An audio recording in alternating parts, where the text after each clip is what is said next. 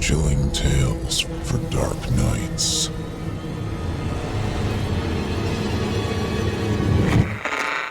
Want to make sure you never miss a Chilling Tales for Dark Nights video again? Be sure to subscribe and hit that bell to turn on notifications. William didn't remember falling asleep or waking up for that matter, but clearly he had done both. It was all he could think of to account for his groggy disorientation. What wasn't clear was why he had his smartphone pressed to his ear. It felt warm and cold at the same time, a counterpoint in sensations that furthered his confusion. Then, as the smooth surface caressed his cheek, his memory sparked. The phone had rung, not the familiar ringtone of a friend or a family member, but that stock item ring, the call from a stranger. Unidentifiable calls he would normally let go to voicemail for later deletion, but not this time.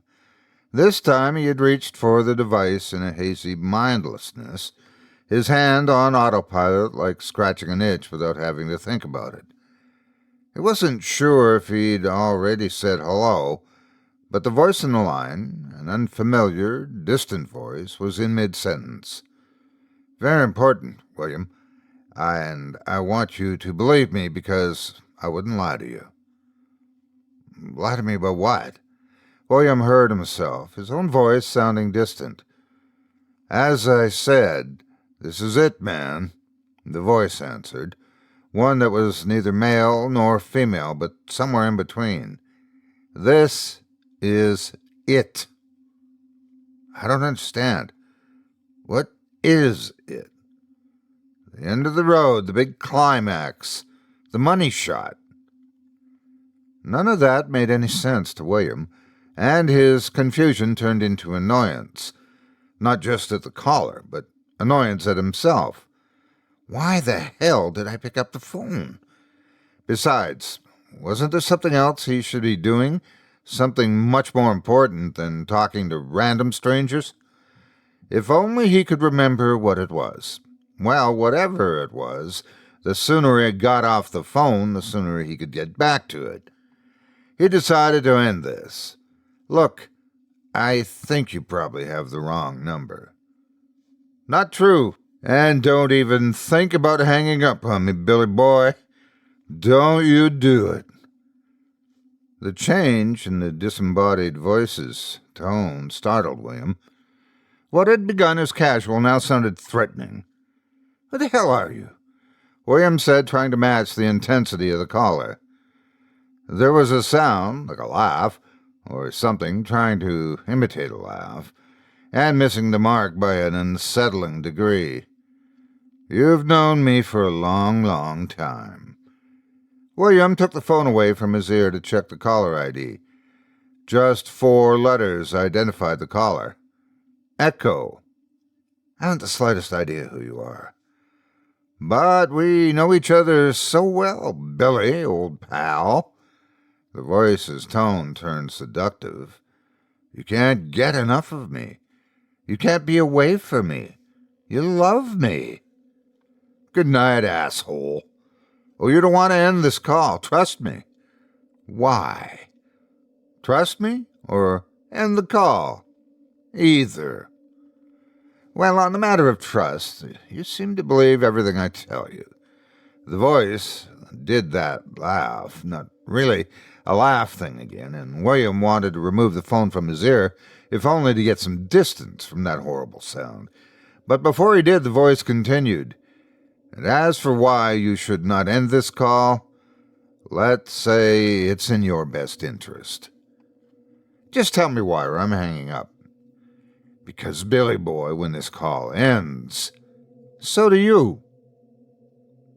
"What does that mean?" "Die, Billy. You're going to die."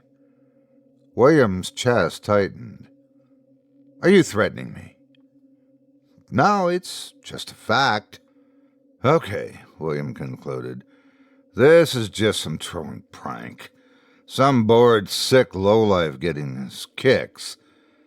Is this doing it for you?" William pictured this sad little person, obese, friendless, dialing random numbers in the dark, searching for someone dumb enough or just distracted enough to pick up the phone. What sick, prurient gratification could anyone get from this? Please tell me you're not getting off right now. Get off? No, the voice said. Getting off implies satisfaction, and I'm not quite there yet, no matter how many times I do this. Curiosity grew in William. It was the only explanation he had for why he hadn't hung up already. That, and whatever he was doing before the call, he still couldn't remember, was less entertaining. How often do you annoy random strangers like this? Just part-time, or do you have weekends off, or are you full-time? 24/7 creep show. Enough to maintain my anonymity, Billy boy. You see, it must be at a frequency that passes as routine, almost trite. If I did it only occasionally, someone might take notice. The headline might stand out, but do it 100, 1,000 times, 10,000 times a year, and it becomes commonplace. Now, no one looks twice as they cruise by another unnecessary ending sewn into the landscape. Another victim of the times, they'll say. They? They who? Your parents? Your younger siblings? Your asshole boss? That new girl in reception you haven't got the nerve to ask out. What's her name? Karen, is it? A cold wind moved through William. It wasn't a stranger. It was someone that knew him, but he hadn't told anyone about his inability to get past the awkward small talk with the new girl. Who the hell are you? Little old me?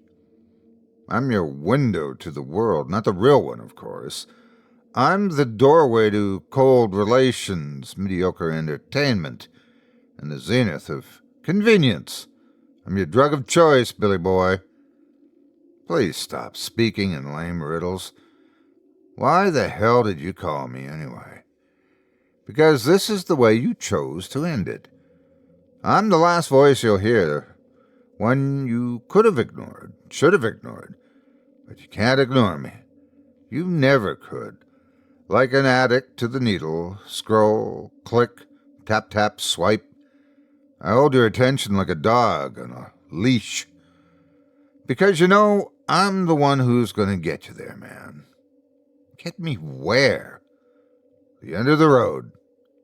Jesus. Make some sense, please. What road? The one you're on. What? The one you're driving on. Driving on? William repeated, his voice sounding less distant. Yes, Billy boy. You are driving. What? He could feel the hard molded rubber of his steering wheel in the grasp of the only hand he had on the wheel, like ice-cold water to the face. William's attention suddenly thrust forward past the windshield into the hazy high beams of his speeding vehicle, lighting up the narrow road.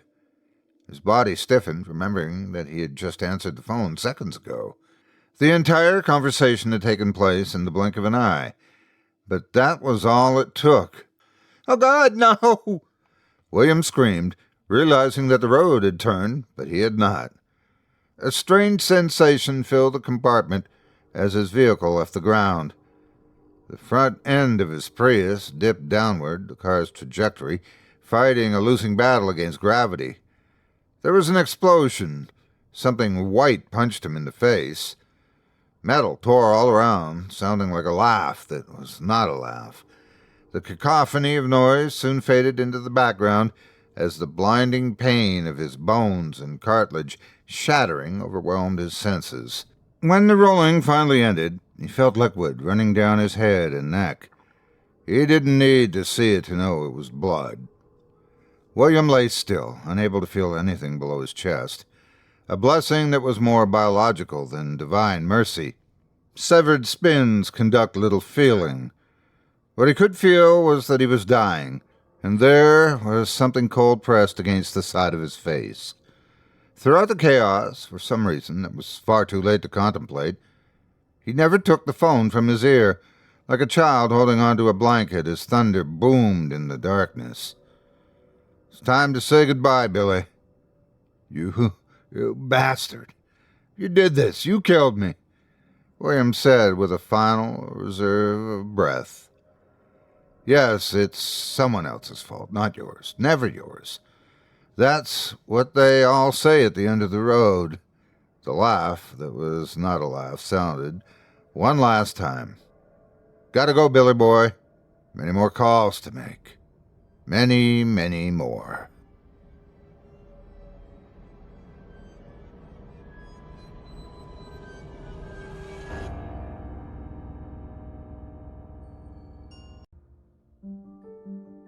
Like most teenage boys, I believed that I was a wolf, not a sheep. And like most teenage boys, I was wrong. I was very much a follower. Specifically a follower of Daniel Lawson. Daniel Lawson was the coolest boy in school. Handsome, charming, and effortlessly intelligent. I ached to be someone like him. But along with everyone else, all I could hope for was the occasional crumb of his attention. I was not a stupid kid, and I often did well at school, but I'm embarrassed to admit that for the longest time, the moment I recalled with the most pride was the day that I made Daniel laugh. I don't remember what the joke was, but the whole class laughed and I got a detention because of it. I didn't realize that I had caught Daniel's attention until that afternoon. We were in the locker rooms, getting changed for PE, when out of the blue he came up behind me and he punched me on the shoulder. Great one this morning, Simon. He grinned. Killed it. I stared at him, open mouth, willing myself to say something, to say anything. The best achievement was a stuttered, "Thanks." He tapped a finger at me. You should be a comedian.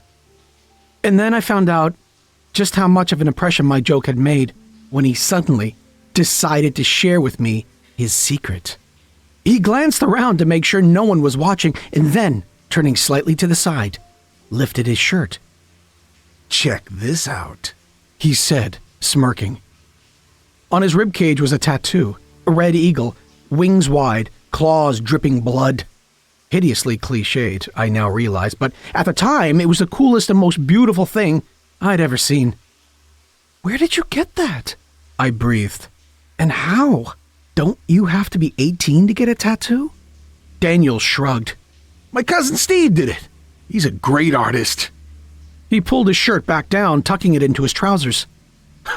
I got it as an early birthday present. He laughed. 2 years early. He offered me a charming grin and a wink. Hey, don't tell anyone, yeah? I don't want to get Steve into trouble. I nodded with enthusiasm. For the first time in my life, I felt part of an exclusive club. One of the few people who knew something intimately private about Daniel Lawson. To be honest, that was pretty much the entirety of my relationship with Daniel. He rarely spoke to me after that, and I don't think I ever made him laugh again. But it didn't matter. I always would have that moment in the changing rooms, that instance of trust, and the sight of that tattoo. God, I dreamt about it. I sketched it endlessly, wishing that it was on my skin. Whether it was the design itself or my association with the boy who had it, I don't suppose I'll ever know. But I wanted it. I needed it. I would stare at myself in the mirror and feel that I looked incomplete. Because my skin was unmarked and boring, with a dull patch on my ribcage where a red eagle should be. I resolved to get one too, and I was sure that I couldn't wait 2 years to do so. I probed tattoo forums, asking whether anyone knew of an artist who might be a little flexible regarding the age of their clients. I tried to be as delicate as possible, of course, framing my questions as a general curiosity rather than an actual search. But I guess I wasn't careful enough. "You want to see Jack," said the message. "He'll do you." Then underneath, a phone number. Nothing else. The number was a landline I saw rather than a mobile, so I called it the next day. My heart pounded as it rang, and I found myself hoping that maybe no one would pick up. Then there was a click. Hello? The word was drawn out, almost sarcastic, and the voice was high and a little whiny. I tried to speak, coughed instead, and then managed to get my words out. Hi. I was told you do tattoos. Oh, yes, Came the reply. I do indeed. Would you like one? Jack, assuming that's who I was talking to, sounded delighted at the prospect and also somewhat patronizing, like an old woman offering a sweet to a child. Yes, I said. I'm after a red eagle. Jack cut me off. You can give me the details when you get here. Is tomorrow acceptable? I nodded and realized that was stupid and managed a week. Yes, Excellent. cried Jack. Bring your sweetness here tomorrow at 7 o'clock sharp. He gave me an address in town. It was not an area I would have ever wanted to go to on my own. Also, my sweetness? But I wanted that tattoo. Some little madness has attached itself to my vulnerable adolescent brain and was telling me that I would only be complete when I had it. Only be cool when I had it. And so, the next day at 7 p.m., I went to see Jack.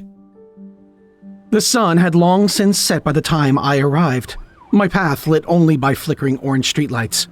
The address was on a small industrial estate, squatting among small, grubby businesses, repair shops, and other units of indeterminate purpose. A handful of men stood around in scruffy, oversized clothing, with cold faces and piercing eyes. I had tried to dress to make myself inconspicuous. Jeans, a hoodie, but I still stuck out like a sore thumb, embarrassingly young and out of place. I hurried past them, not making eye contact.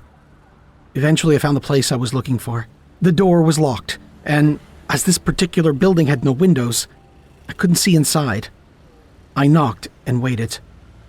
My heart was pounding, and I was painfully aware of the cold-faced men watching me. No one answered, so I knocked again. An unpleasant suspicion began to form in my mind. Was this all a prank? Or worse, a setup?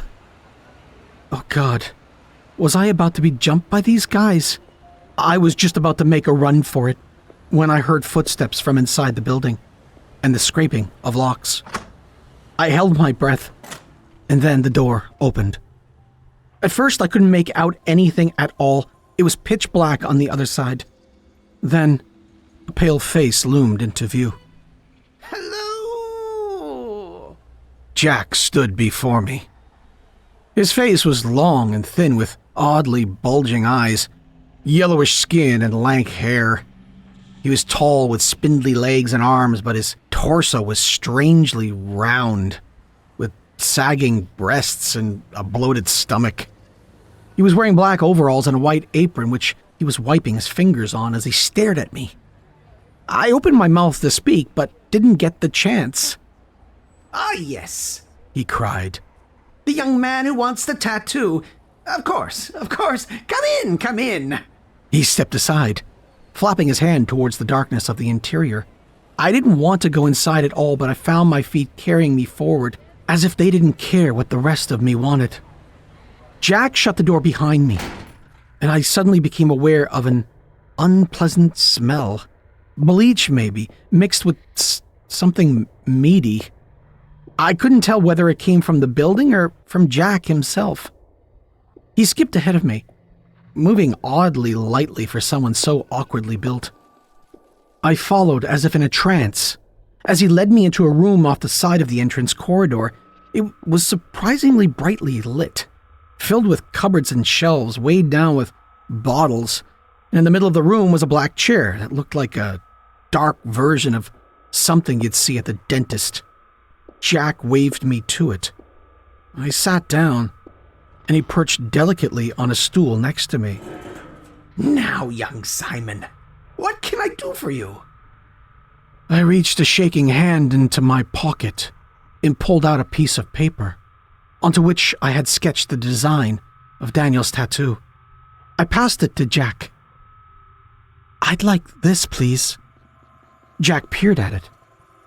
An unsettling smile on his pudgy lips, his eyes oddly expressionless.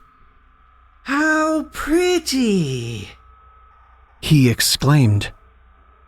But not, I think, an original. I had fully intended to pretend that it was, so the question caught me off guard, and the truth slipped out. No. I copied it from a boy at school. Ah, sweet, sweet Daniel. Jack giggled. A most unpleasant sound. I sat up straight in astonishment. You know Daniel? Why, of course, my love. Chuckled the man. I was the one who gave him this pretty picture. So Daniel had lied to me when he said his cousin had done the tattoo for him. I struggled to think of him coming to this place, sitting in this chair. It was strange to imagine the effortlessly cool Daniel in this creepy dump. However, I was also pleased. If Jack really had done Daniel's tattoo, then I could expect mine to look exactly the same. I pulled up my shirt and pressed my hand to my ribcage. I'd like it here, please. Jack's head snapped up, and he stared at my exposed skin. His mouth was slightly open, his eyes wide, but his face was bizarrely still, his expression unreadable. Then he snapped into a smile and looked up at me. Of course! I lay back on the chair and shifted slightly to my side as Jack got up and moved around the room, picking items off of shelves, though I couldn't see what. I let my eyes wander, feeling nervous and excited. There was a clinking of bottles somewhere behind me. You know this is a painful procedure, yes? Inquired Jack. I replied that I did. Good. Good. Then perhaps a little something for the pain? I was about to ask what he intended when two things occurred to me. The first was that I couldn't see anything in the room that looked like a tattoo machine. And the other was that Jack had known my name without me telling him. And then Jack stepped quickly up beside the chair and pressed a mask down upon my face, covering my mouth and nose. I struggled, but he held me down without difficulty, leaning down to stare into my eyes. Easy now, my love. You get what you came for. As I slipped into unconsciousness, he added, And I'll make sure you get home in one piece. Mostly. Several hours later, I finally found myself back to consciousness. I remembered fever dreams of horrible sounds, slicing, screams maybe, an awful image of Jack standing over me with blood on his face, whilst he chewed on a pale sliver of something. He was staring into my eyes as he did so, his pupils impossibly big in the bright room. I was lying on my bed, in my room. I tried desperately to remember how I'd got there, but I couldn't recall anything.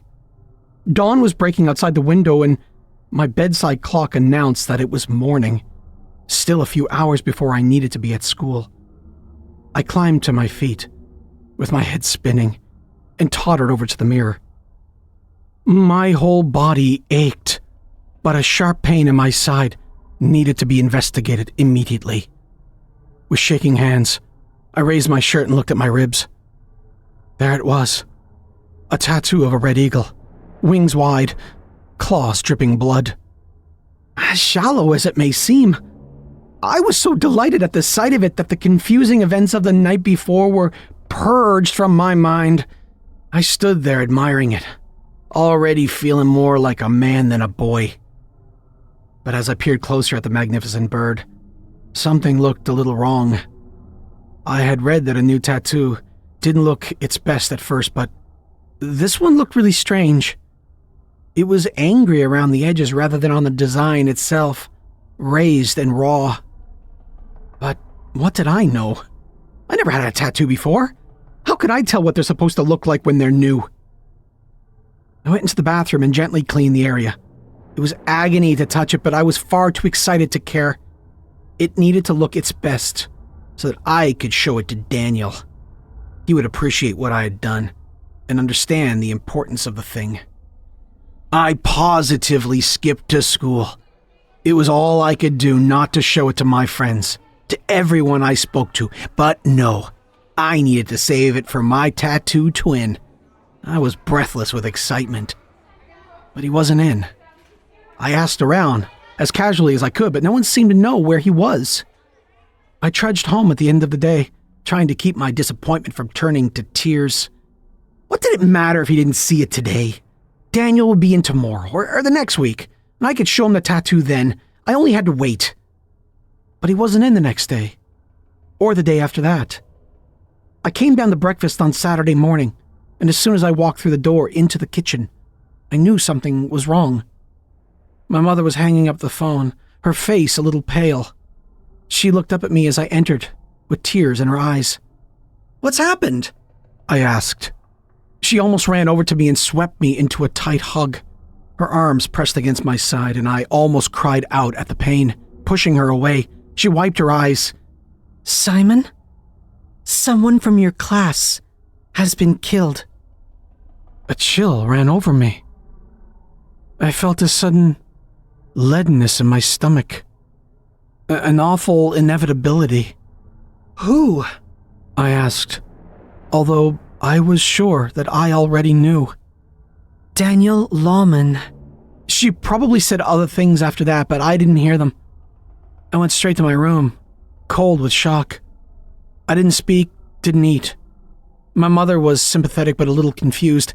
She hadn't realized, she said later, that the two of us had been so close. It came out that his body had been found on an industrial estate.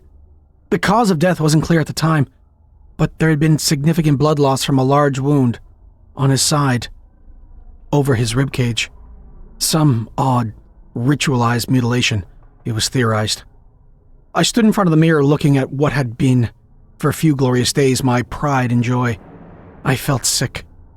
Now that I looked closely, I could see the tiny stitches that held on my beloved tattoo. I could see that it was raised where Daniel's skin jutted up against mine. Overwhelmed with sickness and horror, I tried to work my fingers underneath it, ignoring the agony of doing so, to try and pry it from me, but it was no use. Our flesh was already melding together. It should have been impossible. My body should have rejected the graft, but instead it was knitting into me, as if it was just a wound to be healed. After another 3 days, no one would have been able to tell that the tattoo ever belonged to someone else. Sometime later, when the investigation had died down a little, I returned to Jack's address. I wasn't entirely surprised to see that the building was almost completely gone. Blackened, charred, and derelict. I could tell the police about Jack, I suppose. But would they really believe me? My wild story of how I ended up with Daniel Lawman's tattoo on my body? Maybe. Maybe not. But mostly I feared that someone will see it and end up with a burning desire for it like I did. But they'll find Jack and ask for an exact copy. And then he'll come for me and pass on his Red Eagle tattoo to the next customer.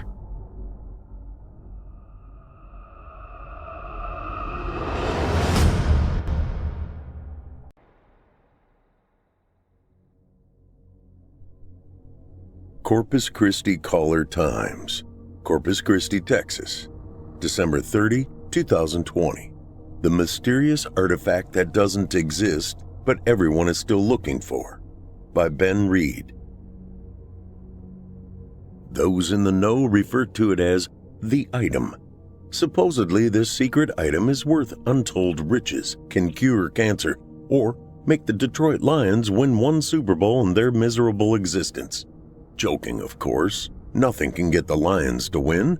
But this artifact, or item, slowly transcends from a small group of modern-day Indiana Jones explorer to the mainstream suburban adventure seeker. A true urban legend that has enthralled thousands. One of the thousands is Ms. Ella Carter, who I had the genuine pleasure of talking to about this topic. I asked Ms. Carter exactly what this item was, physically. Her response was ambiguous at best. "It's not really in a physical form per se," she stated. "I, of course, have not seen it yet, but I believe it will shift to what your mind perceives." I went on to ask her where this item has been all this time or where she thinks it possibly may be. I've been following it for almost 5 years now. I can't say where it's been because I don't want ill-meaning travelers to ruin those small, beautiful towns and villages. To be clear again, I have not been in possession, nor have I seen it, but I know where it has been through my investigations. As a side note, I will say that Ms. Carter seemed genuinely convincing. Like most people, she believes that the sky is blue in this ghostly item. I'll go on with the rest of her response. I will say that I have never been more certain of its current location. The item will be found soon. Intrigued, I went on to ask what this mystery item actually does. Are any of the rumors true? Does it cure leukemia, give people superpowers, or make you telekinetic? With a slight laugh, which seemed a little condescending, she stated the following. Honestly, I do not know exactly, but I do know it is life-changing. I know this, and you can find this true happiness in the land of the smallest and biggest creatures in the world. I sat up so fast that I knocked over my energy drink and tablet, soaking the Corpus Christi Caller Times virtual article. This has been what I've been waiting for. Not spilling my drink. I've been following the item for most of my adult life. My name is Dwayne Slate. People call me D. I'm a writer. I have fortunately had 2 somewhat successful psychological drama-type novels produced in the last 6 or 7 years. I do freelance work and write short stories for the internet between novels. It's creative life. I did a deep dive on the aforementioned subject for a YouTube video, and it's curtains ever since. I've put every resource I have available into tracking the item down. I'm burning through my novel royalties like an insert addict using insert drug. I start laughing as I look at the mess I made. Despite the feelings of dread I've been consumed with, I laugh. Alien-like green liquid all over my desk, spiked with an unseen clear liquor. Vodka to be specific. It's only 11 a.m. I don't start the brown stuff until at least after 5 p.m. Dim's the rules. I'm also laughing because I'm reading some local newspaper from the southern part of Texas when I live over 1,000 miles away. I'm reading it because I have several Google alerts set up for any information on this item. One is the lady being interviewed, Ella Carter. Once I opened that alert and saw the title and the date, I knew I was about to connect a few pieces to my years of chasing the rabbit. Ms. Ella Carter, I will get into shortly. The date, December 30, is my birthday. I turned an odd 37 years old in the current year. No friends, no family left that wants to talk to me. Only 2 books that a few thousand people gave a shit enough to read. Dread is my normal baseline in my life. Quick note. It's just a personal observation. Shouldn't we call it a day of birth or our birth date? I'm pretty sure we only have one birthday. The rest of our lives are celebrating the birthday, but I'll continue. After I cleaned my table and tablet, I looked at the article to make sure what I read was what I thought. After slamming down the remaining energy drink, I made my breakfast, 2 7-Eleven breakfast burritos. Talk about living the life of Riley. I've always been interested in urban legends. I first found out about the item when I was a teenager. I can't remember where exactly, but I believe it was in a library book. I didn't have much to do as a kid, and reading was my escape. If you remember the book fair or the mobile book day, there was always a tiny section of urban legend and weird books for kids. Sasquatch, aliens, ghosts, general spookiness made our little brains go crazy in the imagination department. I happened to read this paragraph about an item that could grant you any wish you desire under a forgettable modern urban legend paperback. Even as a youngster, I understood this was probably all made up, but I loved the idea, and I never forgot it. I'd find mentions of it in many media. I dove deeper. I found a subreddit dedicated to the item. I traveled to places in the U.S. I heard it might be. I believe I was closest when I red-eyed to Savannah, Georgia. For those that know, they know.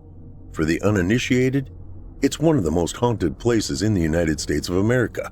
It was here that I found the missing link, Ella Carter. My research led me to one of the hundreds of cemeteries dotting the mossy landscape. Usually cemeteries are peaceful. Most souls here have been buried according to their wishes. The dread I feel now, though? Damn. As I looked for the tombstone I believed was where the item would be, I saw nothing. "You missed her," a voice whispered from behind me. What the fuck?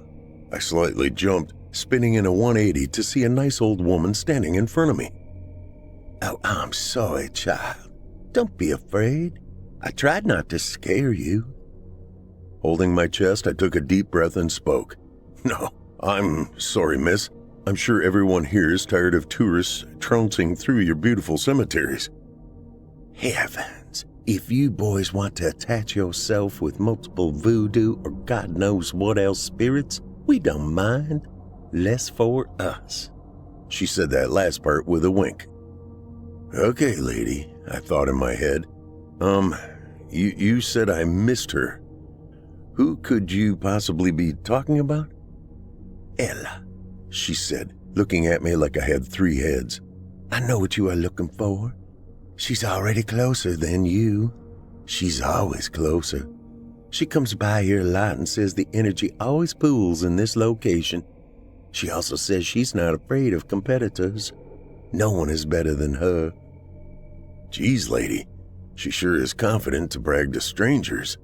I thanked her and backed away out of the cemetery slowly. The old lady watched me the entire way. I surfed the web as hard as I ever had that night in my hotel. Wi-Fi was exceptional. I shredded the waves of binary that night. I found the Ella I was looking for through my usual research sites and my subreddit friends. Ella Carter. For lack of a better term, she's the expert in the field of the item. She's closely guarded the lore and locations of the item. The gatekeeper, if you would. After setting her name as a Google alert, I've gotten a few crumbs here and there, but nothing like the big carrot I just got. She said you could find the item in the land where the largest and smallest creatures exist. I knew from some random junior high school the fact that the smallest mammal and largest fish could be found in the area of the small Asian country of Thailand. The bumblebee bat and whale shark call Thailand home. Next stop, Thailand. It's not like I jumped on a plane that night. I had to sober up. I needed to clear my head. Funny that I could solve that sentence that Ella uttered immediately. You know how we all remember strange random things. Why would I retain the knowledge that the smallest mammal and largest fish reside in Thailand? I'm sure it was interesting to me at the time from whatever teacher uttered that dumb fact. I do like bees and whale sharks, so maybe that's all there is to it. I'm sitting at my local airport 10 hours later. I never planned to board a plane to freaking Thailand in my life. I know only about the country is that the Street Fighter II character Sagat calls his home there. He's no slouch either. He's the second to last boss on the arcade to console fighting game. Seriously though, that's all I know about Thailand. Well, and they may allegedly have these ladyboys around as one of their prime sources of entertainment. I won't be able to find out. I have a lot of work ahead of me. Quick note and Insta update. I'm hammered. I treated myself on a Delta flight. I bought whatever package got me free booze. Preemptively, I can't wait to shake off the impending hangover so I can find the item. The liquid courage is coursing through me, telling me that I will finally be the first to uncover what this otherworldly beast is. Maybe it really is a beast, an animal. No one knows, so it could truly be anything. Maybe it's a candlestick. Maybe it's a bar of soap. Maybe it's a 3-million-year-old demon. No one can say otherwise, not even Ms. Ella Fancy Pants. Okay, I think I've finally imbibed too much free drink, which is a sentence I hate typing. I'll go to sleep now. See you in Thailand. The sun is burning through my 28th story hotel room. It's a decent view. I have a giant glass window that lets in entirely too much of that view. I don't even remember how I found this room. I think I decided to rage when I touched down. Looking around with that familiar day after haze, I correctly identify my most crucial possessions: keys, wallet, and phone. My clothes were in my suitcase too. So far, I'm up. I hope I didn't decide to visit one of those legendary ladyboys last night. I wouldn't remember anyway. Downing the crappy coffee provided in my room's suspect coffee maker, I clean myself up and head down to the lobby. My journey is just getting started. Luckily, I am a professional at recovery, so the hangover will subside very soon. The caffeine is a good head start. All I need is some grease to back it up. Look at that. A good old American Mickey D's just 10 steps from the front door of my hotel. I'll be headed to the Capitol today. Damn place tasted like Ronald himself from Illinois cooked my sausage and egg McMuffin. Delicious. I don't have any good reason why, but I have a burning sensation in my body that this is where I will find another clue from Ella if I don't find her in person. I hope that's the burning sensation I am feeling, and it does not relate to anything else. Hey everyone, D here again. Sorry for the lack of updates. It has not been a good week here in Thailand. I found something though. I found jack shit. I also did find that the Thai creams here are loaded with Thai rice wine. I bring them all to my room. I'm live streaming as we speak to my 7,000 or 8,000 viewers on Twitch. This is in real life as it gets. Yep, another day of nothing. I even have a dumb note on my table by the TV. Wait. What follows is a really fancy script. Dearest Duane, D. Thank you for completing the puzzle. Almost. I'm more than impressed that you've traveled more than 5,000 miles to find the item. You're so close, closer than most have ever been in the history of the world. I won't make it too difficult. Come to where the 24th meets the N. It's easy, like I said. You might be asking why. I don't have a clear answer for that right now. It'll be easier to speak face to face about it. See your face soon, Ella. I tossed the note towards the stupid glass wall that exposed me to the glorious view of downtown Bangkok. As depressed and anxious as I was, I can easily admit how pretty the skyline was. The dread has once again started to eat at my belly. Wait, the note said 24th and N. I've looked through every possible combination of 24th Street and street starting with the letter N. Nothing. Big old fat zero. I was stuck with the dread, consuming me like the venom symbiote consumed Eddie Brock. Then it hit me. Ella said base not once, not twice, but 3 times. I drunkenly walked by one of the most popular franchises in this wonderful country. Face to face to face noodles. That's how it translates to English. It's not that wordy in their language. Now all I have to do is find the noodle store with the number 24N. A simple search reveals that it is merely 1 mile away. Even though I've ravaged my body with booze, I can still walk and run without too many issues. Non-smoker too. Despite all my issues, at least I don't smoke dirty cigarettes. That must be why my cardio is still decent. I had a good pace going as I came upon the noodle store of destiny. I could see the sign from quite a distance. The neon sign flashed yellow and red in what I'd guess are 1 to 2 second intervals. It comprised of a big bowl of noodles. Shocking, I know. One motion was chopsticks in the bowl, the next lifting out with a huge ass helping of tasty noodles. I tried my best to sober up in record time and focus. I called my years of Metal Gear Solid PS1 experience to make my way to the noodle shop stealthily. The dread was releasing. The realization that I might accomplish something in my pathetic life was covering me like a fuzzy Sherpa blanket. That lasted for a good 10 seconds. I tripped into the door, rocking those alert bells that some older stores have above their door. This was an accidental trip, mind you. It was not from the rice wine. I could tell it was her from the moment I regained my footing. She was facing me. cupping a moderate-sized bowl of noodles. When she lifted her eyes to meet mine, she aggressively inhaled and simultaneously expelled a huge amount of broth and noodles. Impressive. Dwayne, you made it. Is that a question or statement? She was just staring at me in awe. This is something I was not used to. Okay, I'll talk then. I proceeded to expel a brief history lesson on myself to Ella. The depression, the closing myself off, the bullshit attempt to connect with people through my writing and pathetic streaming career. I also explained that this item was keeping me in the game. The feeling of dread I became used to over the last few years had finally gone away once I got here. I finished with a simple question. Where is it?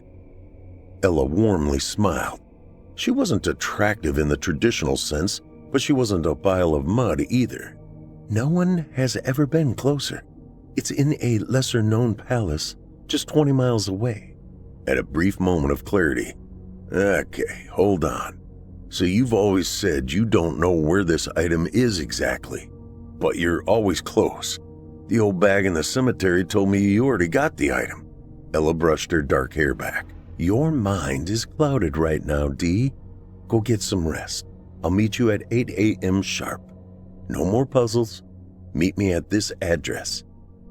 She slid me the address on a noodle napkin. I took one last long look at her, seeing if I could tell any more foolishness coming from her. She challenged me right back. We could have made an energy ball with how hard both of us were staring. I don't have to be some alpha. I'll submit it. I looked away and headed toward my hotel. I'd rather have the item than win a staring contest. I wake up fast and uncomfortable. Opening my eyes, it looks like I'm in the middle of a waterfall.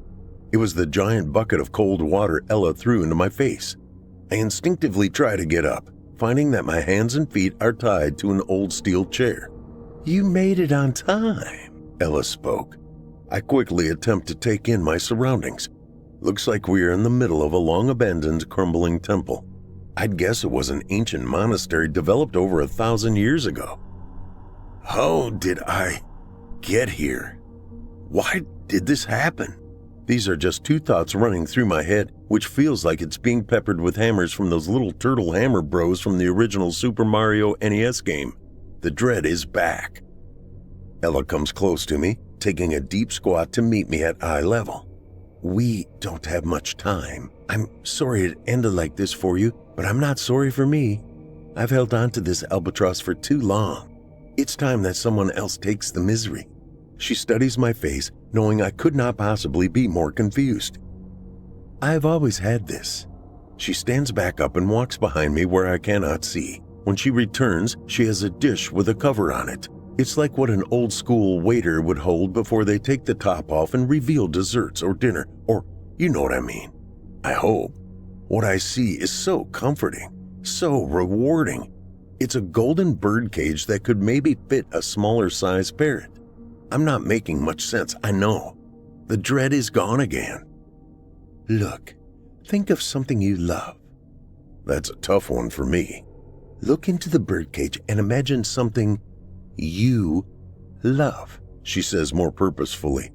At that moment, my childhood German Shepherd appeared inside the cage. It was like a holograph. The sight of my old pal Chip made me so happy I instantly started sobbing. I stared at him running, rolling around, chewing on one of the massive bones we got him for Christmas. Just like that, she snapped her fingers and made it disappear. I see. This is some kind of trick or voodoo or something. Let me go and I will forget this. I spit at her. I won't call the police or tell anyone what happened. How did I even get here? This doesn't make sense. You were obviously meant to achieve this, Dee. We are all impressed. Ella coos. I suppose it's time to put the last puzzle piece down for you. The dread. That mischievous bitch was coming up from my stomach to my throat again. The birdcage, as you'll know it from now on, is an impressive item indeed. It seeks out a soul that is on its last ride, full of pain and has nothing left to live for. I started to sink, but now You have an item that can give you anything. You can live forever. I start to understand. With my eyes on the ground, I ask, "So what's the catch?" I wasn't looking at her, but I could feel her smirk. She knew this was coming, obviously. "Well, you'll be a prisoner to the birdcage until you can find someone to take it from you. Your family won't remember you. Your friends, if you still had any, won't remember you. The birdcage will take away what truly makes you happy. You didn't even know what did make you laugh or cry or enjoy in your real life. Now you never will. You can do little parlor tricks and even amass a small fortune, but it'll be empty and hollow like this old temple." I slowly pick my head up to meet her gaze. "So now I'm the gatekeeper, huh? How did you reach out and finally get my ass more than halfway around the world to get it? I've been researching this forever. Why didn't you just get it over with when I first started this?" "Oh, Dwayne," she scoffed. "I've been trying for over 300 years. It's not as easy as you'd think, but you'll find out. I don't want to spoil any surprises for you. Let's just say that you can't use your energy to get through to fellow adventurers that easily. You'll figure that out." "So how did you get me here? The last thing I knew, I was looking at your stupid face at that stupid noodle place, and then I was here." "You remember me slipping you that napkin with the address on it, right?" she said. Of course, I didn't want to agree with that quickly. "I know you do," she said. "That's the last step to passing over the birdcage. I know it seems easy, but you'll see how hard it is to get to that last step in the next few hundred years. And yes, I was looking at you dumbly because of the shock I was in. After so long, I finally got one. I got one to take me out of this torture. I was like you, Dee, depressed, angry, sad, lonely. I wanted so much more. I stumbled onto this mystery item that cures your life just like that. That's all I wanted, Dee. I'm sorry, it's a myth. There are no quick fixes. But I need out of this life. And now I'm here. I am typing to anybody, typing to nobody, trying to pierce the veil of whatever dimension will grant me access. I need someone to take this cage away from me. I thought my life was bad before. At least I could get drunk. Now I drink all day, every day, and don't feel anything. This item takes and takes and takes. It squeezes the last amount of joy you have. I'm looking for anyone to take this pain from me. I've planted clues, literally and figuratively. I hope to God someone takes the bait. I don't want to be in this cage anymore.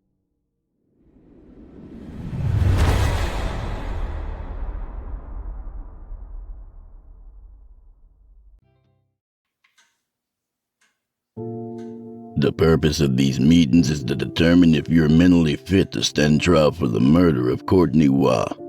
Do you understand? The suspect shifted his gaze rapidly from one part of Dr. Barnabas Vogel's office to another. His eyes never rested on any one detail for more than a second or two. In truth, the room was very plain, decorated only with diplomas, a freestanding coat rack holding a charcoal fedora and a matching overcoat, and a few personal keepsakes on the desk that took up its center.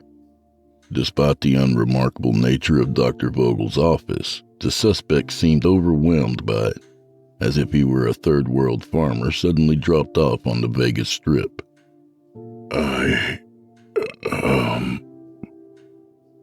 Can you repeat the question? Do you understand why you're here? I like your suit.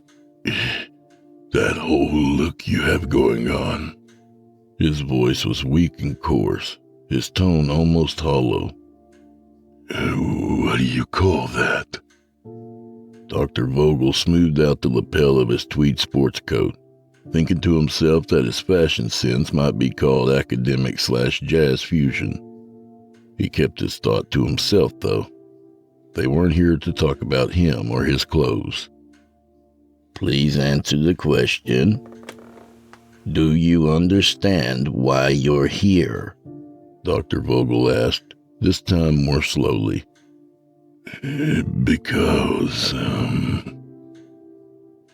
Because my lawyer says I'm crazy, the suspect said, looking down at his own fidgeted and shackled hands. We're here to judge if you are fit to stand trial, Mr. The doctor let his sentence trail off, hoping the suspect would fill in the blank, but it didn't look as if that was going to happen. At least not without some nudging. Still not ready to give us a name, huh? I don't have a name, the suspect said, looking at Dr. Vogel as if he were daft. They took my name. The suspect, who was identified in the paperwork only by his pretrial number, reached out for the nameplate on the doctor's desk with his shackled hands and mimed the snatching motion. Pluck, he said in a low deadpan. The syllable popped as he spoke, hitting Dr. Vogel with a burst of foul breath. I see, the psychiatrist said, taking down a note on the legal pad in front of him. So you used to have a name, but someone stole it. Is that right? That's one way to think of it. But it's deeper than that, you know? If someone steals something from you, you still have it in the past, as if it was still yours at one point. But when they take something, it's like you never had it to begin with. No memory, no lingering value from that thing having touched your life. You're just left with, like a hole in the shape of what they took. You're like the wastebasket scraps left over from a paper doll. Dr. Vogel scribbled a note on his legal pad, then looked back up to study the suspect. The poor bastard was emaciated, barely more than a skeleton. His cheeks were sunken, and black bags hung under his eyes. Vogel wondered how the guy had managed to murder anyone, considering how sickly and weak he looked. Aside from the suspect's obvious poor health and his insanity, which Vogel had not yet concluded to be genuine or contrived, there was nothing remarkable about him. His ruddy brown eyes matched his short-cropped hair. He was clean-shaven and neither handsome nor ugly. No scars, tattoos, or other identifying marks marred his pale skin. He was a perfect everyman, gone wrong. The suspect was squinting and wincing. A look of pain radiated throughout his face. Doc, can you, close the blinds? Dr. Vogel turned and drew the blinds, leaving them to talk in the dim, filtered daylight. So who did this to you? Who took your name? Not just my name, Doc. They took everything. Can you be a bit more specific? Dr. Vogel asked. The suspect leaned forward in his chair, fidgeted wildly with his fingers, and let out a hollow laugh that echoed with insane despair rather than humor. The sound made Dr. Barnabas Vogel's skin ripple with goosebumps. It's like I said. When they take something, it's like it was never there. So, no, I can't tell you the details of what I, had in my life. Best I can do is kind of feel around the ragged edges of the void in my soul and guess at what's missing.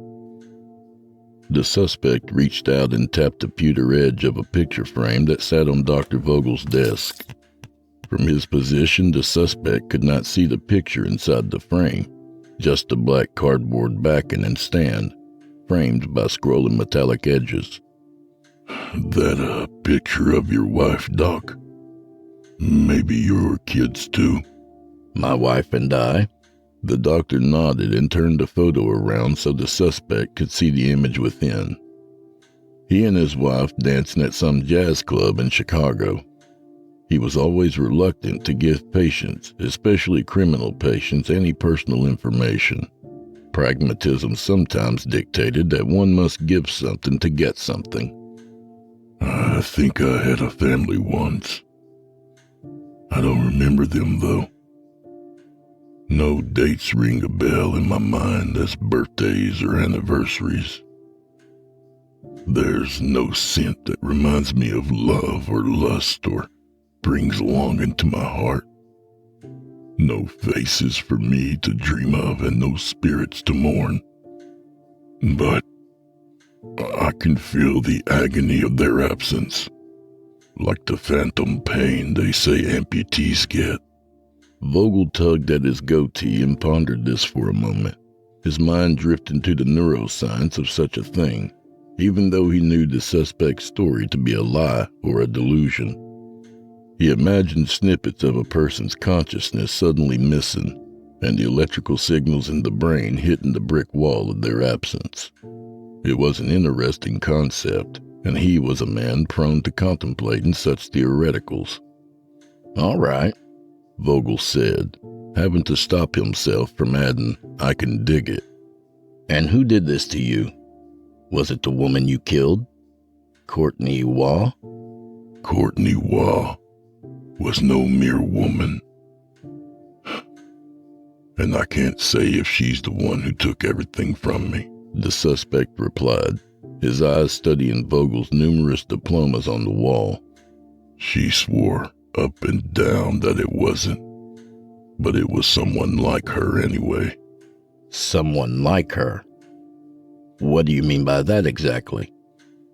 The suspect's gaze shifted over to Dr. Vogel, and their eyes locked. Once again, the nameless man looked at Vogel as if he were a dimwit rather than the holder of 2 doctorates. His expression seemed to say, "Try and keep up, Doc." A vampire. A vampire? The doctor asked, making sure that he had heard correctly. Like Count Dracula? God, I wish it were something like that. A cut and dried monster, sated by something as simple as blood. The truth about vampires is far worse than all that. Dr. Vogel jotted down a few more lines on his pad, hoping that this guy was the real deal and not some run-of-the-mill dirtbag looking for an insanity plea. If this nameless, unidentifiable murderer really turned out to believe he was hunting vampires, then treating him could make Vogel's career. There'd be book deals, news show interviews, maybe even a made-for-TV movie. "And what is the truth about vampires?" Dr. Vogel asked, placing his pen down on his pad. The suspect met Vogel's gaze, his distracted paranoia replaced by a disturbing intensity. Are you sure you want to know that, Dr. Barnabas Vogel? His finger tapped the doctor's nameplate like the bouncing ball in the children's music video as he spoke his name. The truth has a price. Vogel didn't like the way the suspect enunciated his name. It made him uneasy, but he did his best not to let it show. "I do." Well, first off, like I said, they don't feed off blood. That's, best I can figure, that's a misunderstanding of symbolism mistranslated across time and cultures. What they really consume is anything of worth in a victim's life. Their health, their loved ones, their very identity. The things that really make up a life, you dig? The doctor wrote in his pad and urged the suspect to continue. And when they take those things from you, Doc, it's like they were never yours. It's like the vampire always had them instead of you. That woman you've been in love with for 20 years, she's been bedding the monster for 2 decades, and you've never met her. The idiosyncrasies of your speech that you picked up from your old man turns a phrase that only you and he, and maybe your granddad say. You've never heard or uttered them, but the vampire has. The years and years you've put into learning the piano never happened. And somewhere, some evil thing is playing Satin Doll, while you stare dumbly at the ivories. The suspect hunched over and pressed his palms against his forehead.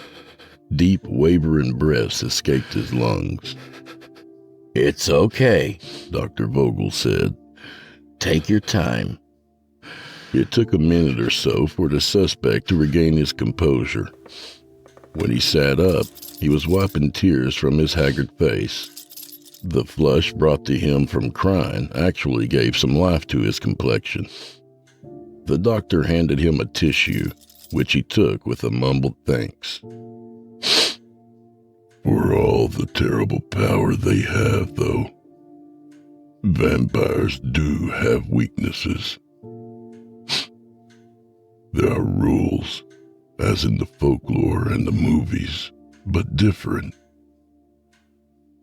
They don't sleep in coffins, and you can't keep them at bay with a cross or a clove of garlic. But it's true that they can't hurt you unless you invite them in. Not like into your house, but into your mind and into your heart, the nameless man said, tapping his own forehead, then laying his hands over his chest. But you don't care about the rules. You want to hear about the one I killed. "That would be a good place to start," Vogel agreed. The suspect blew his nose into the tissue that the doctor had given him to wipe his tears. He sniffled and shifted in his chair, trying to get comfortable. The shackles around his ankles rattled like the chains of a restless ghost. I guess it all started on my last birthday. I was standing on a folding chair in the dingy pay-by-the-week room I rented at the Bishop Hotel, which wasn't a hotel at all, but a flophouse for addicts and losers. I had just turned 40 years old, and I had nothing at all to show for my life, you know.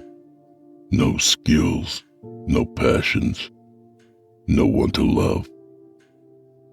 Tears were coming down his cheeks again as he told his story. He wiped them away with the snotty tissue balled up in one shackled hand. Air conditioners weren't allowed at the Bishop Hotel since the manager didn't trust the screw-ups living there not to drop one out of a window and kill someone. So the room had a ceiling fan. That's what I used to string myself up from with a sad makeshift noose I'd crafted from a piece of electrical cord.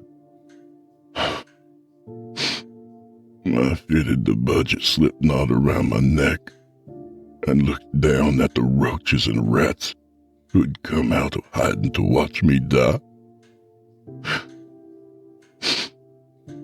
That's when I had, what do they call it? A moment of clarity. As I looked down at the vermin around me and got ready to kick out the chair, I took a moment to reflect on my life and realized that I had no life.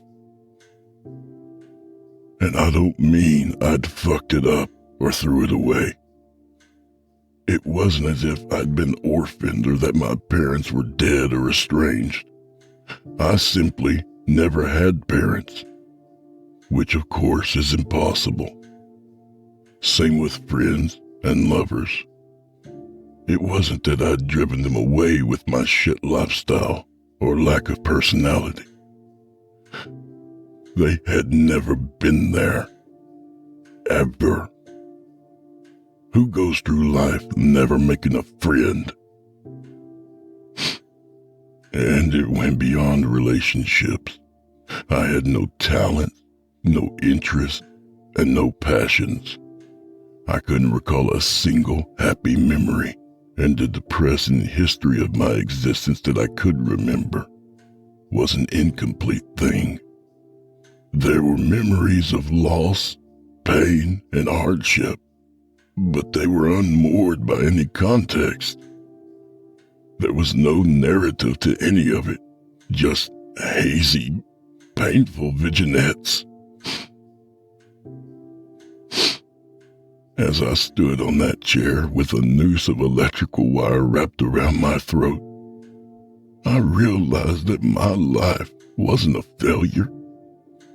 It was a vacuum. It was a gaping emptiness in every important respect, and it didn't make any sense. So I took the noose off my neck and stepped down from the chair. I wasn't supposed to do that. I was supposed to hang myself. Here's another truth about vampires.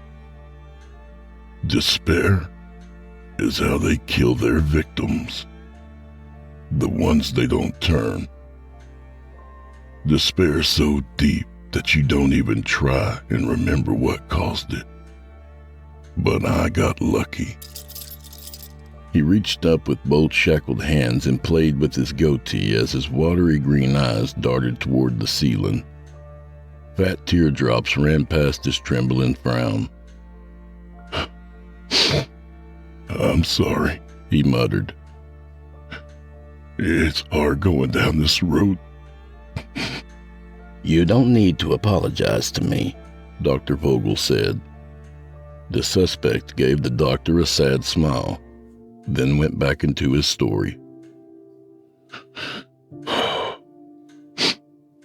So, I spent a lot of time after that just trying to make some sense of my existence, or lack thereof.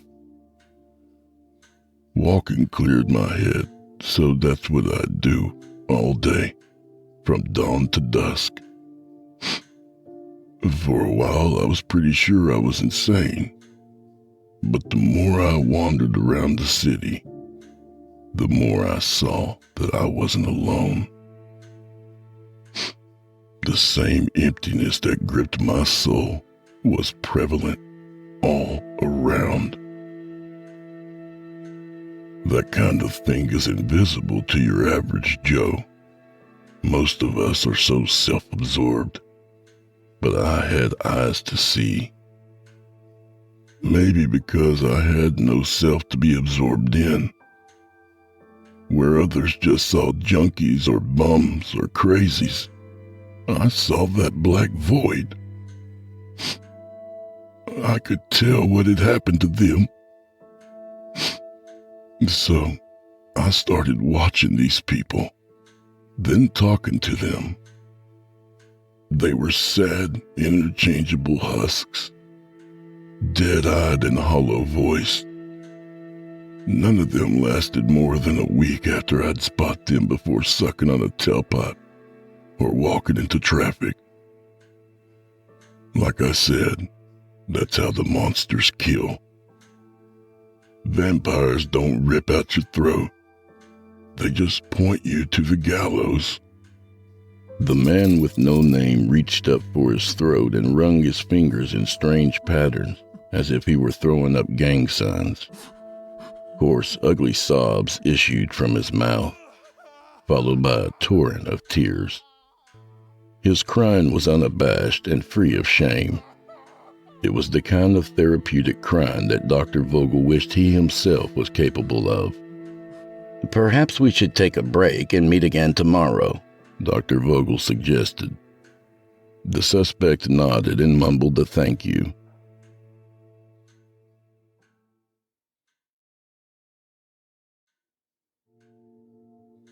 Dr. Vogel sat at his desk looking over his notes from yesterday's interview with the self-proclaimed vampire hunter and murderer of Courtney Waugh.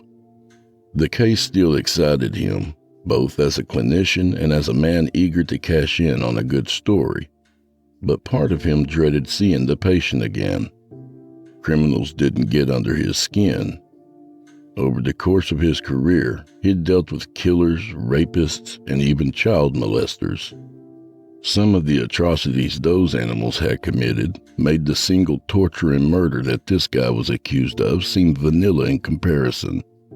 Despite all this, the doctor considered faking a stomach bug so he wouldn't have to look into the man's eyes.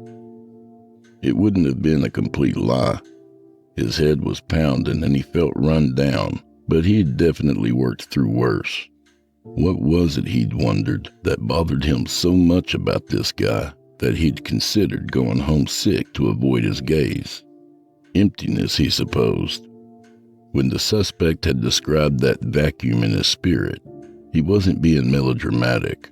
There was something missing there. Something conspicuous in its absence, and Vogel could make out the ragged outline of that void, just as it had been described. There was a knock at his office door, even though it was open, and the suspect stood in the threshold, shackled at the hands and feet, decked out in an orange jumpsuit and escorted by a grim-faced corrections officer. There was some color to his face, and his features weren't quite as sunken. A good night's sleep seemed to have gone a long way for him. Seeing this change made Vogel feel a bit more at ease. He looked more human and less like a walking corpse. "Good afternoon," the doctor said as his patient sat down and the corrections officer connected his leg shackles to the wooden chair. Once the suspect was secured, Dr. Vogel dismissed the guard, who seemed happy to leave. Dr. Vogel, the suspect said, tapping on the doctor's nameplate as he spoke, just as he had done the day before. "You look better today than yesterday," Dr. Vogel offered. The suspect smiled. There was almost genuine happiness on his face, which was a huge difference from the last time they met. They let me talk to my wife last night. It was just a few minutes, but her voice, man, it's music. You know what I mean? Dr. Vogel offered a curt smile, but didn't respond. The fact was, he didn't know. He had been something of a romantic failure and had been alone for the better part of a decade. That wasn't something he was about to get into with a potentially insane murderer, though. Plus, she had some Duke Ellington playing in the background. You an Ellington fan, Doc? Vogel was feeling angry with the man before him, and he wasn't sure why. Generally speaking, he was a man of patient temperament, but these simple, innocuous questions were getting under his skin. Perhaps, he considered, it was his headache making him grumpy. "Yesterday, you were going to tell me about Courtney Waugh and why you killed her. Do you think we can get back into that?" Yeah. Yeah, that's why we're here, right? "Indeed." Dr. Vogel took hold of his pen in one hand, his pad in the other, then leaned back in his chair. So I told you how I could spot people like me. Poor bastards who'd had everything good cut out of their being by some evil creature. It's like I told you. Most of them off themselves within a week of popping up on my radar, but a few of them didn't. The ones that didn't take a bath with a toaster, they still walked around with that emptiness inside, but outwardly things started getting better for them. The darkness of the void in their souls was so intense, I could physically see it radiating out, eating the light around them. But I guess I was the only one who noticed.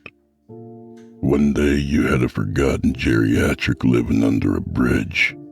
The next, they're a lawyer or a rock star or a trust fund playboy. And no one ever noticed the change. Except for me, that is. I could ferret them out because that void from what had been taken from them had become a vacuous singularity that only I could see. A black hole that could never be filled. You see, the truth about vampires is No matter how good they have it, they are never sated for long. There's nothing that can undo that original loss. No stolen thing quite the right shape to fill in that blank. So they feed and feed and feed, taking bits of anyone who will let them in, until they eat them all up.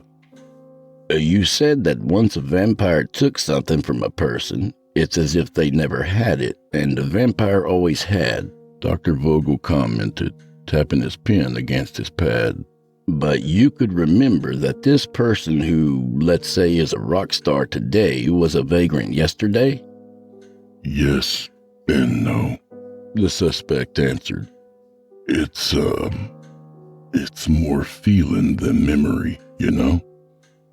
Like the aftermath of a hazy dream or some cousin to deja vu.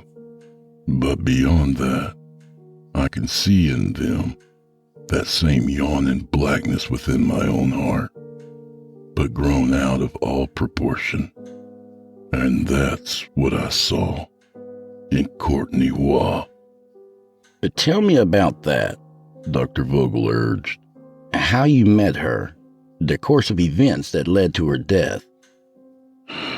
She was the common thread, you know.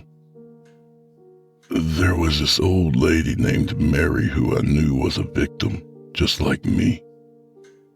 I guess her name wasn't worth taking, so she got to keep it, but nothing else. Anyway, she lived under an overpass just outside of the city, and Courtney Waugh would drop her $1 every day and spend a few minutes chatting with her. The same with some of the junkies outside of the methadone clinic. She'd come by with coffee and talk to the same 2 addicts every Thursday. Then there was the pigeon man at the park. Guy was a mute. Just sat there making cooing sounds at the birds and feeding them scraps he'd dig out of the trash. Courtney would show up with a loaf of bread for him to share with the birds, and she'd just talk to him, even though he never said a word back. That doesn't sound like the work of a vampire to me, Dr. Vogel commented. But it is. You see, in the movies and the books, they use their fangs to drain their victims. But the truth about vampires is, they suck you dry by talking. Words are like magic to them. They tell you secrets and speak sorrows, and in exchange they take the good things from you. That's how it works, and that's what Courtney Waugh was doing. So I followed her. I watched her. She became the reason I got out of bed in the morning, and the reason I didn't open my wrists. I know how that sounds, like I had some pervert obsession over her, but it wasn't like that. Courtney was the key to getting back some semblance of what had been taken from me. I knew I couldn't get my life back, but I could get a life back. Someone else's. Finally, after months of stalking her, I broke into Courtney's home, and you wouldn't believe this place. $1 million artwork on every wall, a cellar full of fine wine, hot tub on the roof. I can't imagine all this came from just one victim. It was like a hodgepodge of luxuries ripped from countless lives. She must have been doing this to people for a long time, you know. Maybe centuries. Vogel was having a hard time focusing on the other man's words, and he found that his headache was being exacerbated by the sunlight streaming in from the window. He squinted and winced. Barnabas, can you, close the blinds? Of course. Barnabas smiled, and for the first time his expression reflected genuine happiness. He turned and drew the blinds, leaving them to talk in the dim, filtered sunlight. So, like I was saying, I broke into her house and I waited. And for all the power vampires have, all those folklore stories about heightened senses and invulnerabilities are bullshit. She never saw me coming. And it didn't take a silver knife to cut her, or a cross to burn her. Why did you want to hurt her? Barnabas sat back in his chair and fiddled with his cufflinks, casting a pitying look at the man across from him. Because I needed the truth, Doc. Doc? I needed the truth about vampires. The secrets of how they consume all the good things in someone's life and make them their own. The way they twist reality so it's like things have always been that way. And she told me too. Each little phrase to utter, and what magic gestures to make with your hands. She taught me what truths to pass on and trade for those beautiful things in a person's life. Because there's a cost to the truth, you see. But I had already paid it, so she had nothing to take from me. But you had a lot to lose, you dig? Can you repeat the question? Dr. Barnabas Vogel stroked his goatee and looked at the picture on his desk. A photo of him and his wife dancing at a jazz club in Chicago. He missed her, and he couldn't wait for the day to be over so that he might take her dancing, then make love through the night. I said, the purpose of these meetings is to determine if you are mentally fit to stand trial for the murder of Courtney Waugh.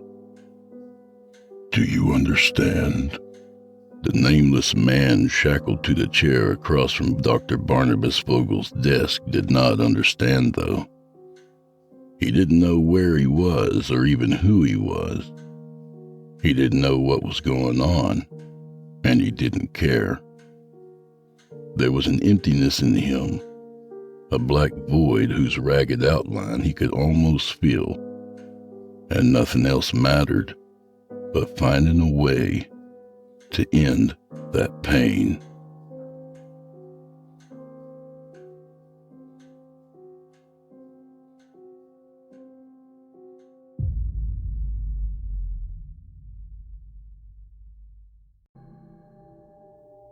Part 1. Technician 1. How's it going? Technician 2. Can't complain. Technician 1. Another day in paradise, huh? Technician 2. Another day, another dollar. Technician 1. What are you gonna do, right? And so on. It's enough to make you vomit. And coming from a guy with a job as utterly disgusting as mine, those are strong words. For all the useless things I learned in school, geometry, chemistry, trig 2, chemistry 2, etc., they never taught me what I really needed to know. Why? Because the world was our oyster. Truth is, there are 2 ways an average guy can make a living wage these days. To do a job other people can't do, because their papers don't say they're qualified to do it, or a job other people don't want to do. The can't-dos are for the college grads with the insight to enter the fields that fit the jobs of the age. The don't-wanna-dos are guys like me, guys who thought their studies would give worth to their futures, rather than their futures giving worth to their studies. Guys who expected great big pearls to fall out of that proverbial oyster and land in their laps. So, here I am, a college graduate, listening to this prattle, the Dullards' morning mantra. What are you gonna do indeed? Me? I'm 35 years old, a veteran of decent paying don't-want-to-do jobs. At some point, I found myself providing for a wife and 4-year-old twin girls. It all snuck up on me like a terminal illness. The wife lost all respect for me long ago. The girls are too young to lose respect for me yet, but they'll learn to in time. Your efforts to be a provider may initially entitle you to some appreciation, but this rule is written in water. Observe, youngsters, there are no oysters. There are no pearls.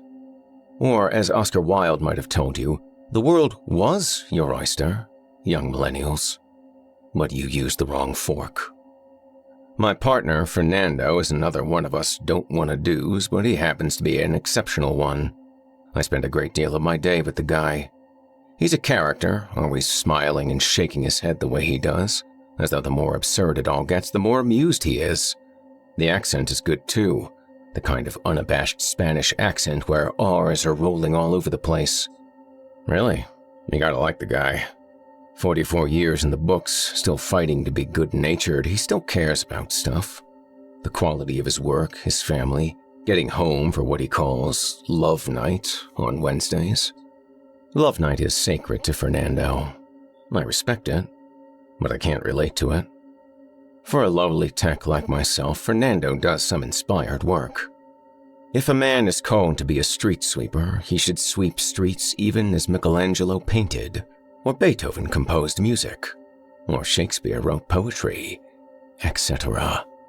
That was Martin Luther King Jr. talking about my partner, Fernando. Yes, I know, Fernando, me and my quotes. Now that I'm a street sweeper myself, I like that one a whole lot less than I used to.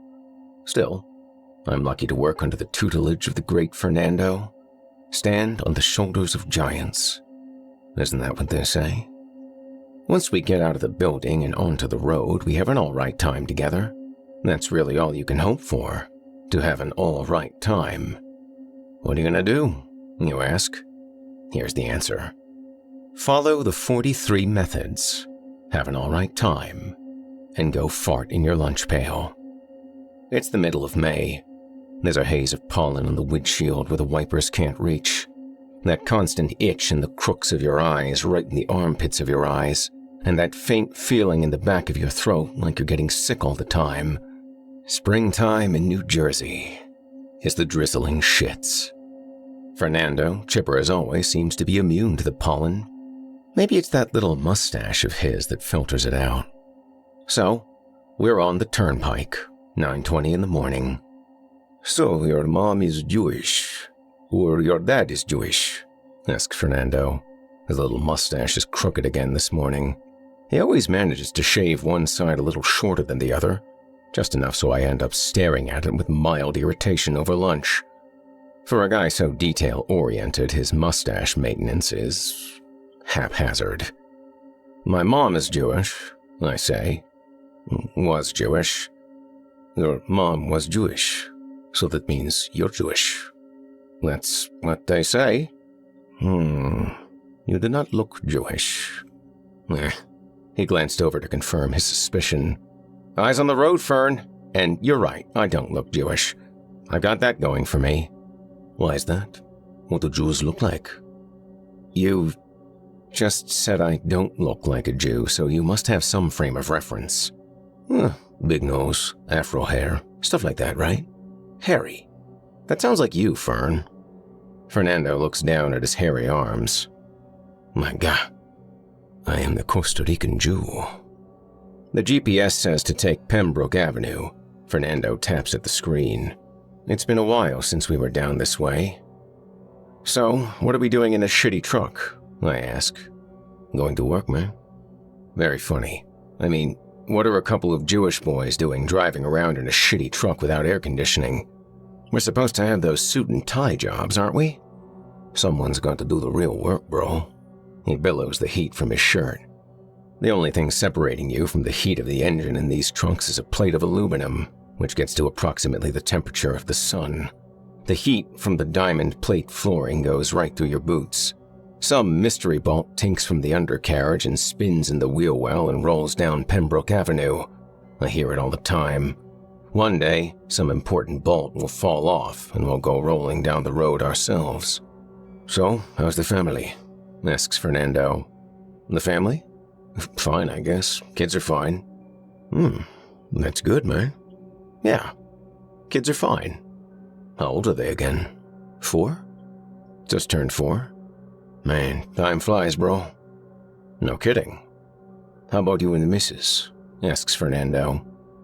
Who knows? You gotta stay good with her, bro. Gotta work at it. Know what I mean? Yeah, I know what you mean, but come on already, I give her all my money, isn't that enough? Nah, bro. You gotta give it to her. You gotta give it to her, man. He does his best humping gesture from a driving position. Give it to her. Well, she doesn't want it, trust me. Man. He shakes his head. We've been through this a million times, at least every Wednesday. The guy just isn't ready to give up on me. The engine backfires and another mystery screw tinks in the undercarriage. A Hispanic guy watches from the curb. I meet eyes with him in the mirror. Then he's gone. Fernando mercifully changes the subject. "Hey, do you know they're bothering me to get new uniforms again?" The pleats in my polyester work pants are still crisp. Ferns are worn paper thin, several shades lighter red than mine, save for the faint stains the original color was intended to hide. It takes a lot of washes to get these heavy-duty work clothes worn comfortably thin, and he turned away every uniform requisition form for nearly a decade. Haven't they for years? Yeah, they never learn, bro. Look at this, man. Look how thin it is. He pinches his sleeve between thumb and forefinger. You can see the light through it. Yeah, I know, you've showed me. Gotta stay comfortable, man. I dry clean these. If I put them in the washer, I'm afraid they'll fall apart. You dry clean them? Yeah, man. Isabella thinks I'm crazy. I think she's got a point. Fernando chuckles. That's messed up, man. You're supposed to be on my side here. He slaps my thigh. Didn't feel it, I say. My pants are too thick. You see that, man? I told you. Your ball's gonna be sweating. Observe, youngsters. That's what I took away from my college education. Sweaty balls. The GPS says to stay right at the fork. In another mile, we'll make a left on 13th Street. In another 5 miles is North Avenue, then Maple Street. That's where the job is. Fernando glances over. So, you gonna lead this one? I look at him mid-yawn. Suddenly, I'm not so tired. The lead? You mean, I wasn't planning to. Gotta do it sometime, you know? I considered it a moment. A million scenarios run through my mind, all bad ones. Why don't we have a look first? We don't need to decide now. Man, what a rookie.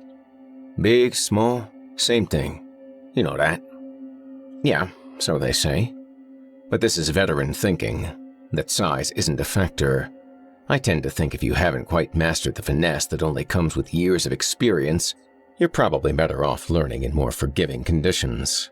This is greeny stuff, admittedly, but after 8 months, I'm still pretty green. And come on, I'm not supposed to be a technician.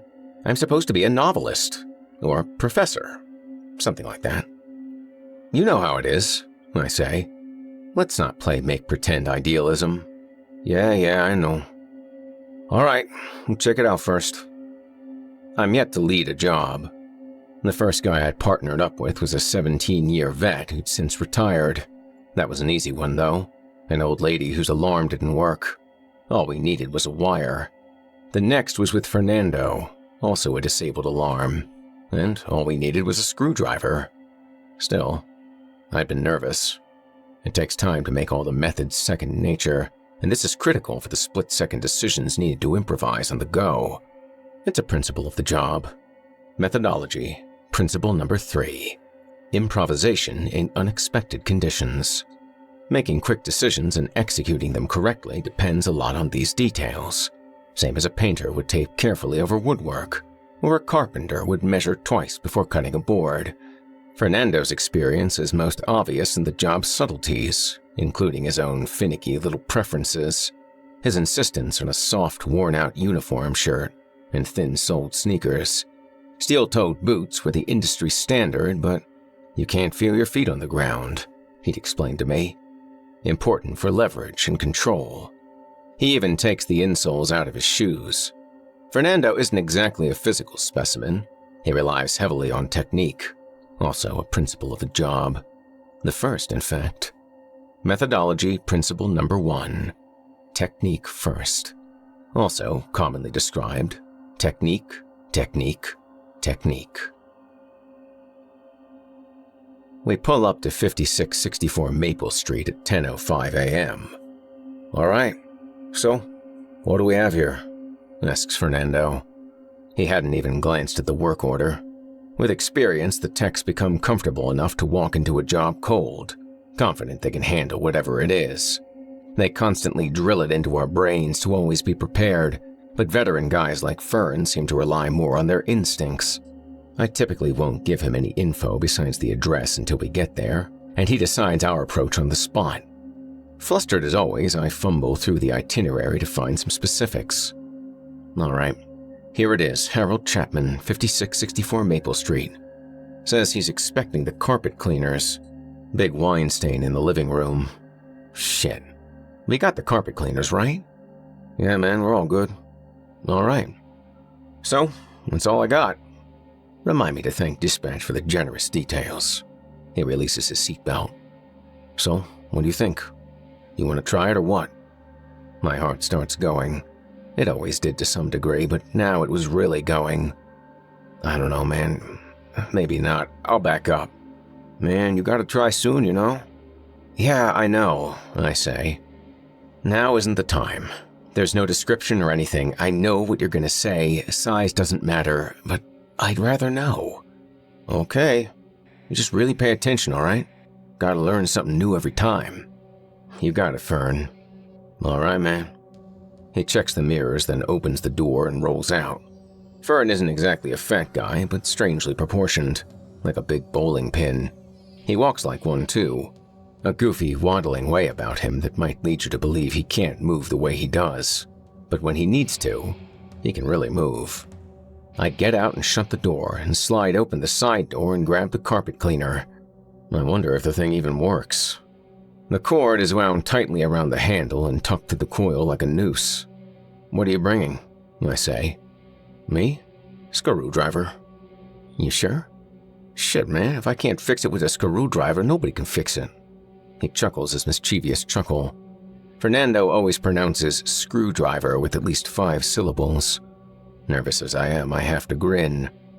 I lift the carpet cleaner out and let it clunk onto the pavement. Fernando's work phone rings. He flips it open and puts it to his ear. Yo. He holds up a finger for me to wait, and I lean there on the carpet cleaner. The street is empty. No one in the windows. A few moments later, Fern's head is shaking. Man, you gotta be kidding me. We just got here. I told you shouldn't have sent him out alone. Yeah? We're in the middle of a job right now. Yes? All right. Sure, I'll let you know. All right, bye. He snaps the phone shut and drops it in his pocket. He looks pissed. What is it? Your buddy Alex went out by himself and made a mess. We gotta help post-job. Alex isn't my buddy. That's just how Fernando makes it clear that someone isn't his buddy. He's always your buddy. What happened? I don't know, man. You don't have his number, do you? A message came into dispatch through the system. Alex won't use his phone for work. Nobody has his number. Where is he? Orange Oaks, about 45 minutes. I told her we're in the middle of something. If we stall, maybe she'll send someone else. He sighs. Damn it. Isabella's gonna be pissed if I'm late for love night. Pissed. Fernando had explained to me several times that Wednesday was his and his wife's love night. That's what he calls it anyway. And in case you're wondering, yes, it's exactly what it sounds like. Corny as it sounds, there's also something enviable about Fernando's little midweek holiday. My wife doesn't even look at me unless she has to. If it weren't for the kids, I'm pretty sure she wouldn't have anything to do with me at all. He flips his famous screwdriver the way he does, the flathead flashing in the sunlight, and tucks it in his belt. He could have been a bartender. All right, let's go. Got the glove? Yeah, I got it. Okay, let's do this fast. Maybe we can hurry up and get back on schedule. I'm always in awe of Fernando's apparent comfort before a job. Never any sign of nerves. The same goofy, wobbly walk, side to side on his thin-soled sneakers. We approach the door. I put the heavy machine down and ring the bell. She always gives me shit when I'm late on Wednesday. I tell her there's nothing I could do about it, but she doesn't care. Then, I gotta hear it. The door opens. There he is. Harold Chapman. Big guy, maybe 6'4", maybe 250 pounds. A big boy. Mr. Chapman, how are you this morning? Says Fernando. Thank you for coming on such short notice. This stain is just an eyesore. He pulls the door all the way open and steps back. Fern grins at me. He knows exactly what I'm thinking, and yes, I'm glad I passed on leading this one. No problem at all. I understand, sir. Mr. Chapman motions for us to come in. Fernando goes in first, and I follow, yanking the carpet cleaner over the door sill. Chapman winces, as though I might damage the fine piece of woodwork by doing so. I notice Fernando eyeballing our surroundings as we enter. Methodology principle number 20. Awareness of surroundings. A spill in the living room, right over here. Chapman leads us to the stain, a darker, browner one that I'd expect from wine. Can you believe what that cunt did to my rug? He says. 30-year-old bottle of Chianti. I don't know what I was thinking when I married her. He turned to face us, his cheeks mottled red. So, can you get rid of it? I take my glove out of my pocket and put it on. Chapman watches me queerly for a moment, but returns his look to Fernando. Oh yeah, I can clean it, no problem. And, hey, is that an expensive shirt? All Chapman has on is a white undershirt, but he glances down to check anyway. That's all the time it takes. Fernando plants his heel, pulls the screwdriver and lunges on his right leg. He wields the tool like a fencing sword, and with only the minimum effort necessary, he pushes the screwdriver into Mr. Chapman's eyeball. Methodology principle number 1. Technique, technique, technique. The eyes are the windows to the soul, they say. But to paupers like Fernando, the eyes are just a fast track to the frontal lobe. Mr. Chapman doesn't scream. They never do. It's that short moment of preposterous confusion that allows us to subdue him quietly. The mail-gloved left hand goes over Mr. Chapman's mouth, my left instep on his calf, and my right arm around his neck. The first time I'd attempted this maneuver, I didn't position my foot properly on the calf, and the man came down backwards on top of me. Fortunately, he was half the size of Mr. Chapman here. This time, technique is crucial. Technique, technique, technique. I bend the knee, maintaining my center of gravity, and Fernando scoops out the right leg with his ankle.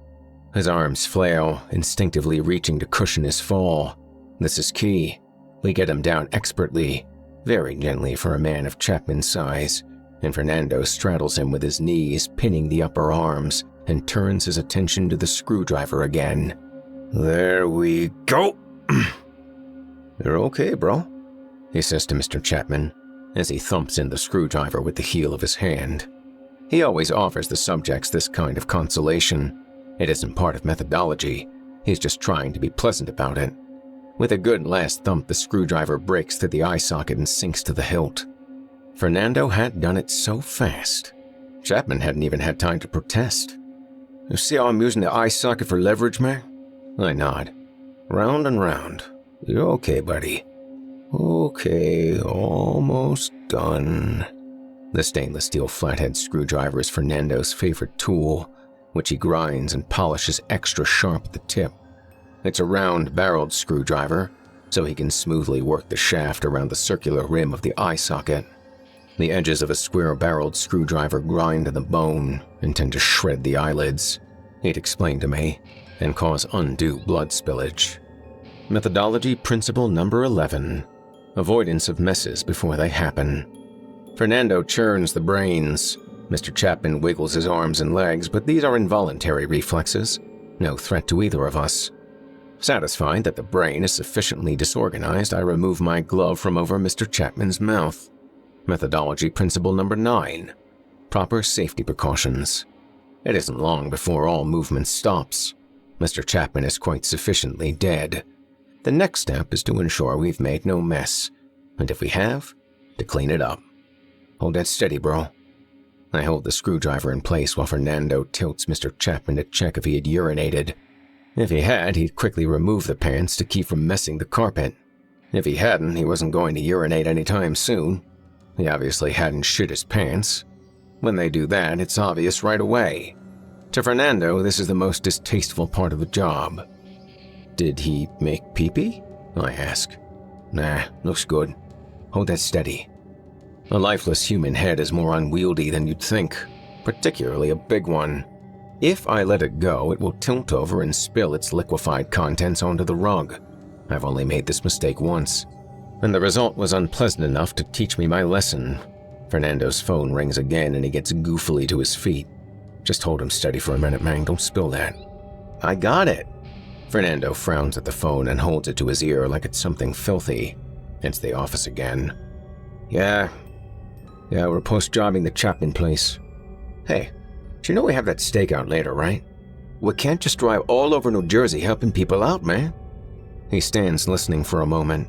I can hear the dispatcher's cool, reasonable tone in the receiver. Bro, I don't know what your buddy did, but they want us to break off right away and go help him. You mean leave this here? I said, but he was listening to the dispatcher again, with a finger in his other ear. I looked down at the body of Mr. Chapman next to his wine stain. If he'd only known why his wife really spilled that Chianti on the carpet. Soon, she'd have enough money to buy all the old Chianti she wanted. And, at the end of the day, Fern will be able to afford a nice bottle for love night. Me? I'll have plenty for my six-pack. Chapman will have no trouble waiting for us to get back and post-job, but the idea of leaving a body behind on a Tier 1 is highly off the book, the same as an unfinished job, an act of neglect, subject to discipline, even discharge. Fernando is pacing through the living room now. I'm no veteran of PHA, but I've been there long enough to know what this conversation is about without hearing both sides of it. Fernando, the dispatcher, and Alex are all trying to cover their asses. Claire, back at the office, needs us to break off and help Alex immediately, but doesn't want to say it outright, because she'd be advising us to work against Principle 19. Methodology Principle number 19. No job left uncompleted. Fernando knows that, and has no problem disregarding Principle 19 as long as it's by way of the greater Principle 4. Methodology Principle number 4. Work as directed. As far as Alex goes, he's in some serious predicament, and likely at fault for it. He put up a big red flag, but sent it into the system without telling Claire exactly what's wrong. Claire knows this, and stands to be blamed for not handling the situation properly if things go south. Claire also knows that Alex is being quiet because a little help might alleviate the whole situation, and no reports will need to be filed, and nobody will be in trouble. But for all of this to go smoothly, at least one of them has to put their ass on the line, and it's not going to be Fernando. I'll break off, Claire, but only if you tell me to, bro. I'm not going unless you're officially directing me to. So, what do you want me to do? He rolls his eyes at me. My arms are getting tired. Mr. Chapman has a head like a watermelon. I can feel the stew sloshing around in his skull. Thank you. See, was that hard? Don't worry, I'll leave matches in the mailbox. Yes. Alright, I'll let you know. Okay, bye. He closes the phone and puts it in his pocket. From his other pocket, he produces a book of matches and kneels down and puts it in Chapman's pocket. He doesn't say anything. I can tell he's annoyed. So much for Principle 19, I say. I know, man. Fernando paces around annoyedly for a moment. Oh, you see how I push with my back foot? From the heel to the back foot. You see why I like sneakers? Yeah, I saw. Good. I hold Chapman's head steady while Fern grabs a roll of black tape and a rag, and we pack the rag into his empty eye socket and rip lengths from the roll of tape and paste them over his eyes, sealing it shut. Still, I take 2 brass bookends from a nearby shelf and set each one next to each other. They should keep his head nice and straight until we get back. but the rag and tape will prevent a leak if they don't. Okay, man. Let's go see what's going on with your buddy. He seems to be lightening up already. I'm glad for that. On the way out, Vern drops a matchbook on the front stoop and kicks it over so the PHA letters are visible. Then we get in the truck and punch the address for Alex's job in the GPS and leave. The way things are going so far, Love Night is far from certain. Part 2. We're mostly quiet on the way to Orange Oaks, dreading the mess that awaits us at Alex's job. The adrenaline from the Chapman job had run its course, and now I'm tired again. I've been sleeping terribly lately. Most nights I just pass out on the couch. Ashley watches her shows in the bedroom, and I sit, drinking my beer in the living room. Sometimes I watch TV. Sometimes I read magazines. Last night I just kind of sat there. That's just the way things are right now. Fernando has been rubbing his bald scalp. Check this out, man. Keeping his eyes on the road, he tilts his head to show me a fresh scab on top, about the size of a quarter. Ouch. What happened? Dude, I was hammering some nails sticking up with the floorboards back down, and of course Angelica wants to help me. So I'm down there, and she's helping with his little ball-peen hammer I had from somewhere, and she goes, "Daddy, I'm Handy Manny." Some cartoon she likes. Anyway, the hammer hits me before I can even look up. I see stars. I go down. I don't know how long I was out. I get up and get this. She's watching Handy Manny. You were knocked out? How cold, man. I swear these kids are trying to kill me sometimes. I still have a scar from the paint stripper. I remember that one. I wish I didn't, man. I remember this.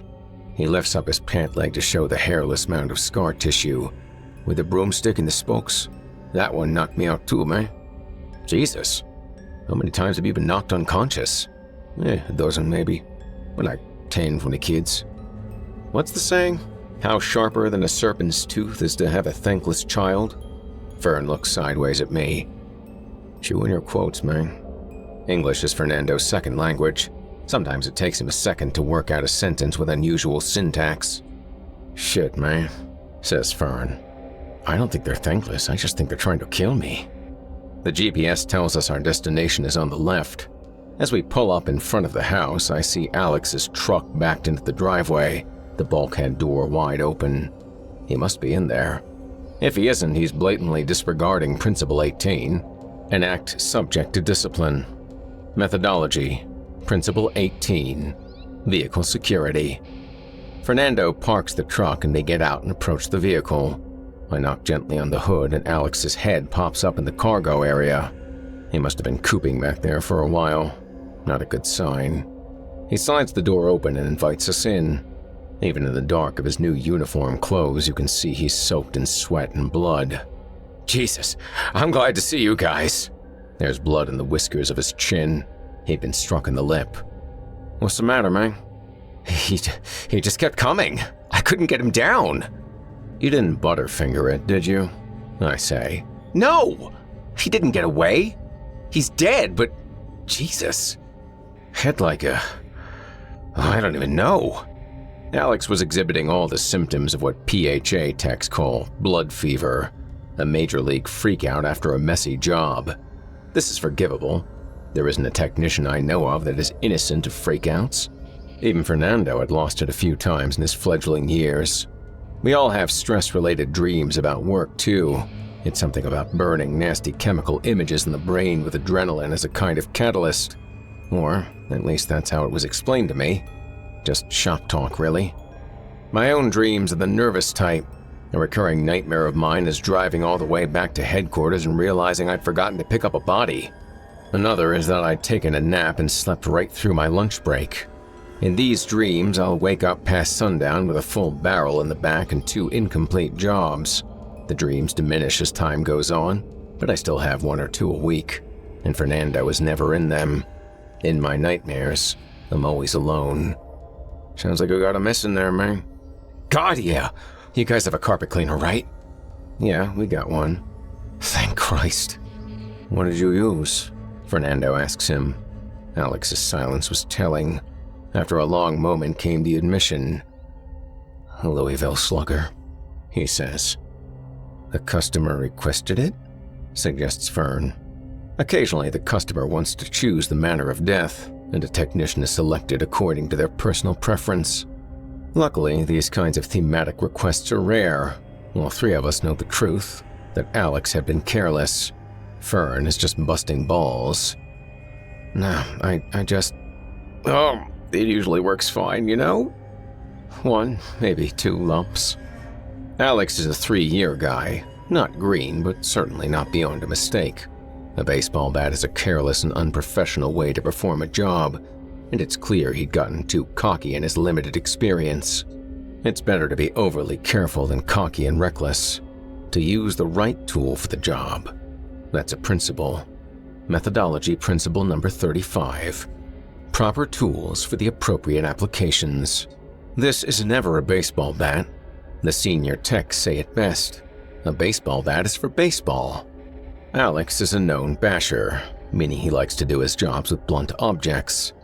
The advantage of bashing is the decreased need for accuracy, but the drawback is the potential for a big mess. And a bat is a terrible instrument to bash with. Everything from lack of concealability to the extra space it takes to wield it. After this is over, he'll have to seriously rethink his methods. Unless there is no after this. Man, what the hell are you using a bat for? Don't you have a crackjack in there? Yeah, it was dumb. I know it was. It was just it's a bad habit. Fernando shakes his head and peeks out the windshield for unwanted attention. Methodology principle number 20. Awareness of surroundings. Nobody anywhere. All right, let's have a look, Fernando says. I'll grab the cleaner, I say. We walk up the stairs to the porch. You can smell the blood before we even get to the screen door. Bro, you gotta be kidding me, says Fernando. He opens the door and I take a deep breath of fresh air before I go in. Inside, it looks like the set of a slasher film. Smears on the tile floor, spatter on the walls, bloody footprints on the carpet beyond the kitchen, both the victims and Alex's. A bloody handprint on the calendar hung on the refrigerator door, as though marking down some special occasion. Alex looks ashamed, like a kid who's just broken a window. Bro, this is amateur shit right here, man. I know it. Out in the dining room, a table is collapsed on splayed legs, a red stucco mess down the middle, broken dishes, a bloody tablecloth bunched up on the floor, glops of aborted matter all over the carpet. A strangeness suddenly comes over me as I realize how much of the man I am seeing before I see the man himself. Sometimes it's these little oddities that leave the biggest impressions on me. At times I find myself thinking, you know, this really is the strangest job. Last week, I took the family to the mall. Ashley and I and the kids were sitting in front of Orange Julius, and I was watching the 2 girls behind the counter make milkshakes and ice cream sundaes for a group of carefree teenagers. The twins were enjoying their ice cream, and I was thinking, what a pleasant job those 2 young ladies have. I pictured that one of those girls marries some old rich guy, maybe a guy with a lot of money and not much else. She has an affair with the young, handsome pool boy. Maybe realizes she made a big mistake marrying the old man after all. But that's all right. She can divorce the guy and make out like a bandit, right? Some long, ugly divorce proceedings later, Fernando and I find her name on our clipboard one morning. Customer requests suffering. Please bash. Picture confirmed. Thanks. There are 43 work methods to follow as a technician of Pale Horse of the Apocalypse, Inc. I kind of added my own unofficial principle number 44. Leave work at work. It's easier said than done, but I do make it a point to try. Fernando says it becomes easier with experience, but I watch those girls pouring strawberry syrup over the ice cream with those dark, wet chunks of strawberries, and no matter how hard I tried not to picture it, all I saw were those clots of gore that end up everywhere when you bash a guy's brains all over the place. Simmons usually does those jobs. He's got these Mark McGuire arms, uses a pipe bender. The real strawberry sundae is in the living room. Back on Maple Street in Turnersville is a job murdered so neatly and professionally it could have been filmed for a PHA instructional video. This one, however, was fit for a gag reel. The scene is reminiscent of the Big Bang itself, a great explosion of organic material. Proper bashing kills have been likened to flipping a steak on a grill. One flip. That's one strike on one side, one on the other side if needed. No more. Unless you've got one of those Simmons jobs where you were supposed to make a great big mess. The man, African American, age indeterminable by his present condition, looks as though Alex had struck him 24 times. One of our little rules, not acknowledged in methodology for the sake of political correctness, is not to bash African Americans. They are thought to have particularly durable heads. PHA does not condone or tolerate racial insensitivity, but after a number of blunders like this in the past, it's practically implied. Just smeared his brother all over the house, man. I know it. Never again with the bat.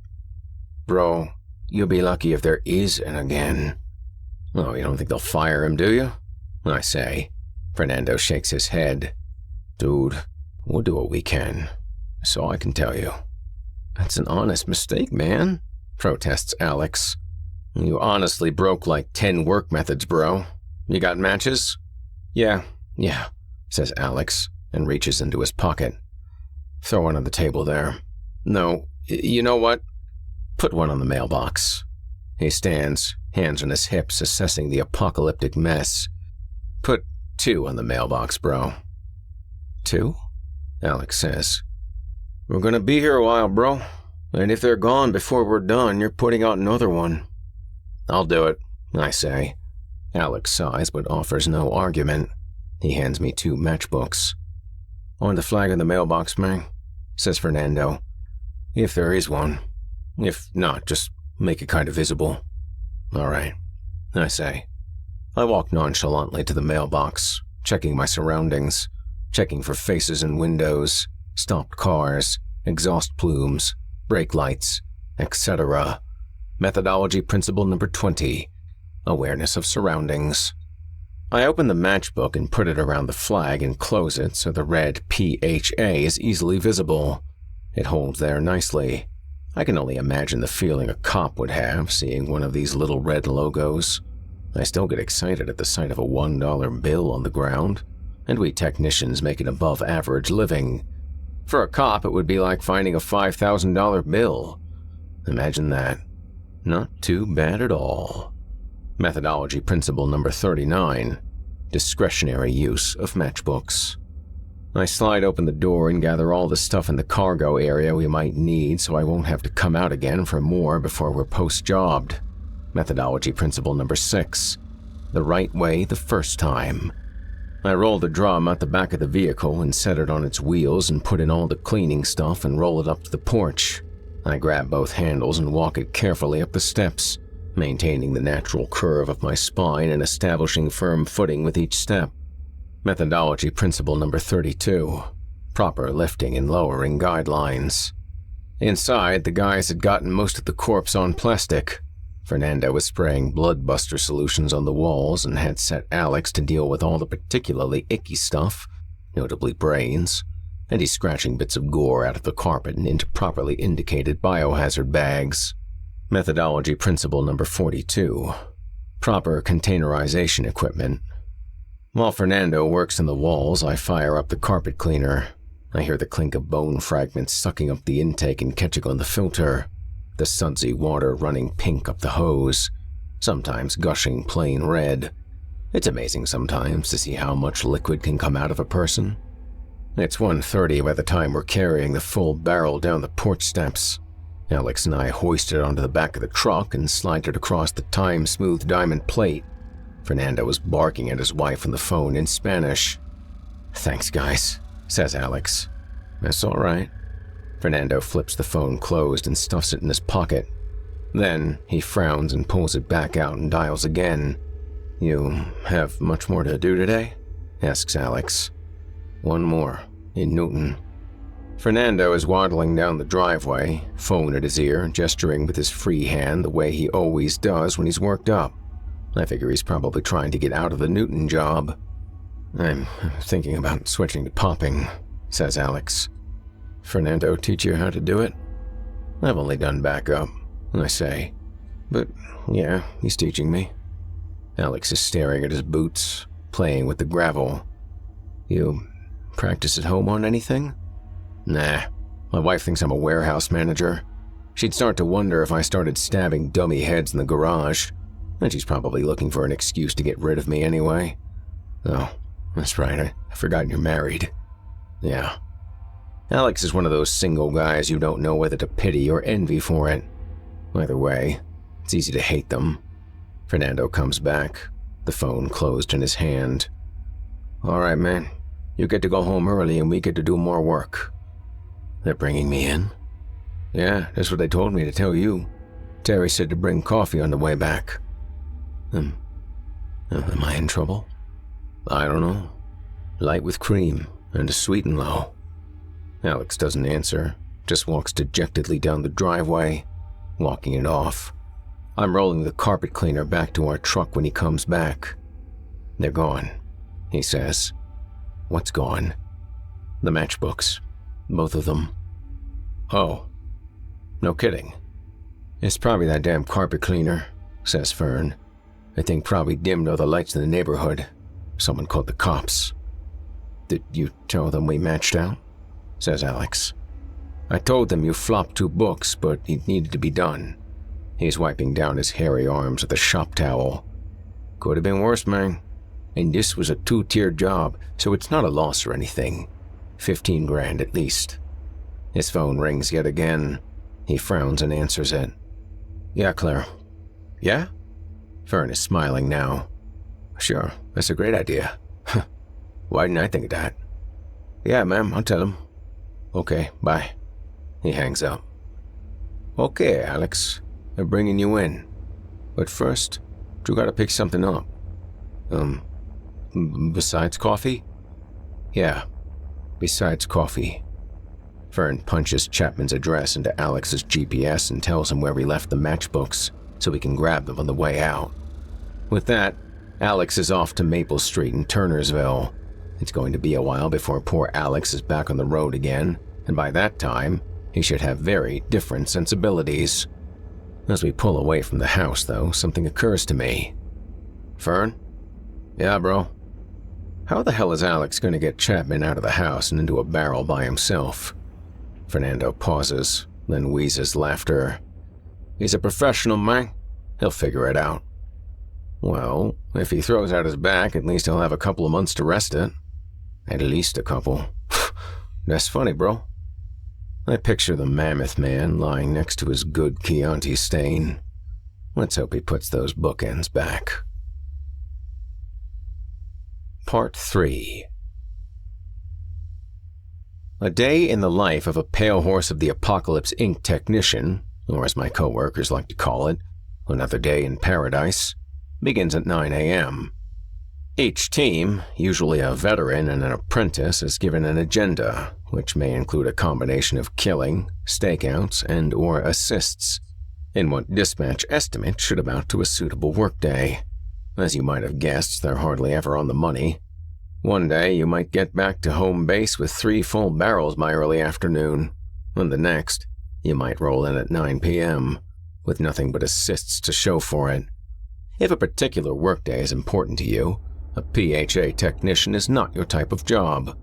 Regular recertifications are required, so it isn't unusual to be relegated to training rather than sent out on the road. You can expect to be sent to training 3 or 4 times a month, or for extended periods if you screwed something up, like Alex had. In this way, training doubles as a form of discipline. Some of these training recertifications include methodology, biohazard and disposal, form and formalities, tools and applications, and practical safety. Methodology, if you haven't figured it out by now, is the set of principles by which we work. Each technician is expected to memorize all 43 of them, their explanations included, and we're routinely quizzed at random. Most of us can rattle them off without a problem, but mastering the principle on a practical level requires years of repetition, putting them into practice and repeating them until they become second nature. Fernando is a good example of a technician whose instincts have been modeled around proper methodology. Whether he can recite them or not has no bearing on his work at this point. He just knows them. Biohazard and disposal certifications include blood and body fluid safety and canning. The cans, corn-based 60-gallon drums, are used for carrying back, transporting, and disposing of corpses. These drums are handled under strict guidelines during transportation, both back to the hub and out to the incineration station. I've never been to the incineration station. Fernando has. He says the corn-based barrels and flesh burning smells like a cookout. Form and formalities is a brief certification but changes the most often. Those matchbooks are the basis of our formal dealings with the law. They aren't discussed between police and agencies, only quietly redeemed for cash, $5,000 apiece, and $10,000 for the black ones. The potential for these payoffs is factored into the cost of the job and paid for by the customer. Think of it as insurance.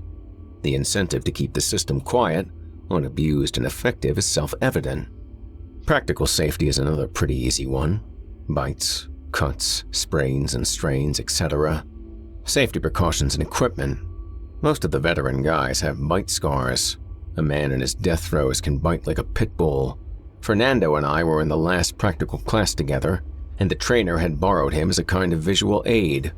I knew he'd been bitten a couple times, but it turned out he had bite scars all over him, at least 10 still visible. One on his forearm was from choking a chinless man. This was so long ago he hadn't even started popping yet. He had a few on each leg from pinning attempts and one on his shoulder from a sloppy maneuver he couldn't quite explain. This in itself was telling. If you can't explain what happened, your technique was likely improper. The point of this display? Methodology principle number 1. Technique, technique, technique. Interestingly, with all these methods and principles, you'd think we'd have specific tools training, but no, we don't. Tools and techniques attain legitimacy through repeated successes, tried and true methods, like Fernando's screw-a-driver or Olivetti's choke, are both good examples. Every technician has his own strengths and weaknesses, and will adapt these successful tools and techniques into what works best for him. Bad, loud, or excessively destructive weapons are prohibited, but if creative freedom is allowed anywhere at PHA, it is in this area. We walk into Fortissimo restaurant at 3:15, more or less on schedule. Fernando has on his plain red cap, the one with the camera embedded in the brim. He's in a fine mood now. Looks like he's going to be on time for Love Night after all. This is a stakeout. Most of the time, at least 2 stakeouts are performed prior to a Zone 3 job, like commercial. This is also a Tier 2 job, subject to be left on scene. Jobs like these are prepared for carefully. By the time the technician comes in for lunch, he'll have all the information he needs without ever having shown his face here prior. The target is the proprietor, John Frizzelli. The job has Mafia written all over it. Organized crime-related hits are out of alignment with our code of ethics, but the money for a Zone 3 Tier 2 job is too much for our sales team not to feign ignorance. Tier 2 Zone 3s almost always stink of organized crime. When somebody wants a body to be left in public, it is more often than not to make a point. The unspoken truth is, where highly professional jobs need to be carried out, PHA is the industry standard. Carrying out your own mob-related hits in this day and age is akin to filing your own tax returns. When there's a lot at stake, the obvious choice for anyone with money is PHA. So, ethical or not, we end up with our share of mob jobs. "What'd you say as this one?" Fernando says. "Olivetti." "Oh, big Oliver. I bet he grabbed some lunch first." "Well, we'll report on the food, too." The host leads us to a booth, and I sit facing the door. Fern orders an antipasto appetizer. He shifts uncomfortably in his seat and reaches down and pulls out his screwdriver and lays it on the table next to his silverware. "Why'd you bring that?" I say. He shrugs. "Principle 2, bro." Methodology Principle 2. Preparedness. Always be prepared. Fair enough. But could you put it somewhere else? It's clean, man. I know, it just doesn't belong on the table next to the silverware. God, what's wrong with you? Seriously. All right, I'll put it in my sock. He leans to the side and tucks the screwdriver in his black dress sock. Your table manners have a lot to be desired, Fern. Frankly, you've got no business in a nice place like this. He chuckles. I'm just a country boy. Give me a break. A Costa Rican country boy? I say. Yeah, bro. There's two kinds of us down there, man. The country ones and the city ones. I'm from out in the country. We didn't even have electricity growing up, man. Is that right? Yeah, bro, just candles. No TV? Do you know a TV that runs on candles, man? I grin. So, what did you do for entertainment? He has to think about this for a minute. Then his face shows the recollection of a fond memory. Do you know what I did? You tie tin cans together, then you tie them to a horse's tail, and then you slap the horse in the ass and it runs like crazy. They're scared shitless while the cans clank around. Funny shit, man. I mean, that's mostly what we did. I let this sink in for a minute. That's what you did for fun. Yeah, man. We always had tin cans. That's what you used to hold the candles up, man.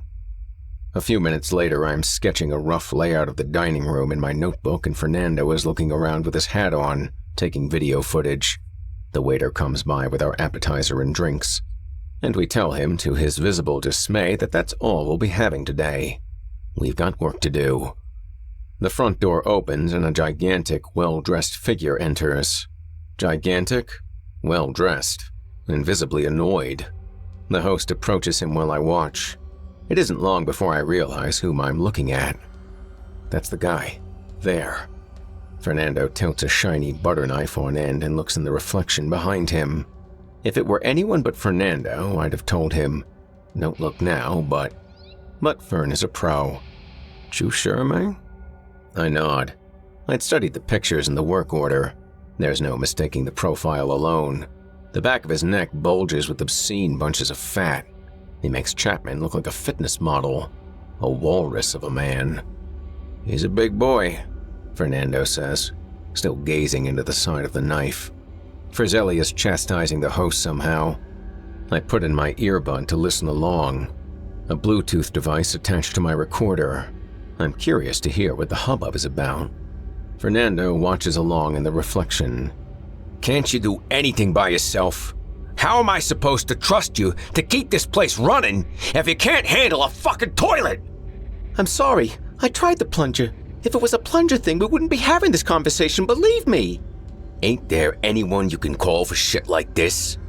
Well, yeah, but I thought you might want to look at it before some gavone comes in here and charges us who knows how much. What are you, a fucking idiot?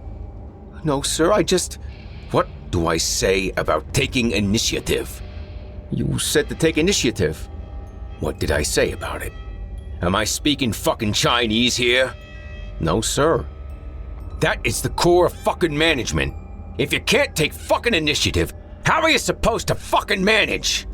I understand, sir. I will from now on, I promise. Lesson learned. He's fucking perturbed, I say.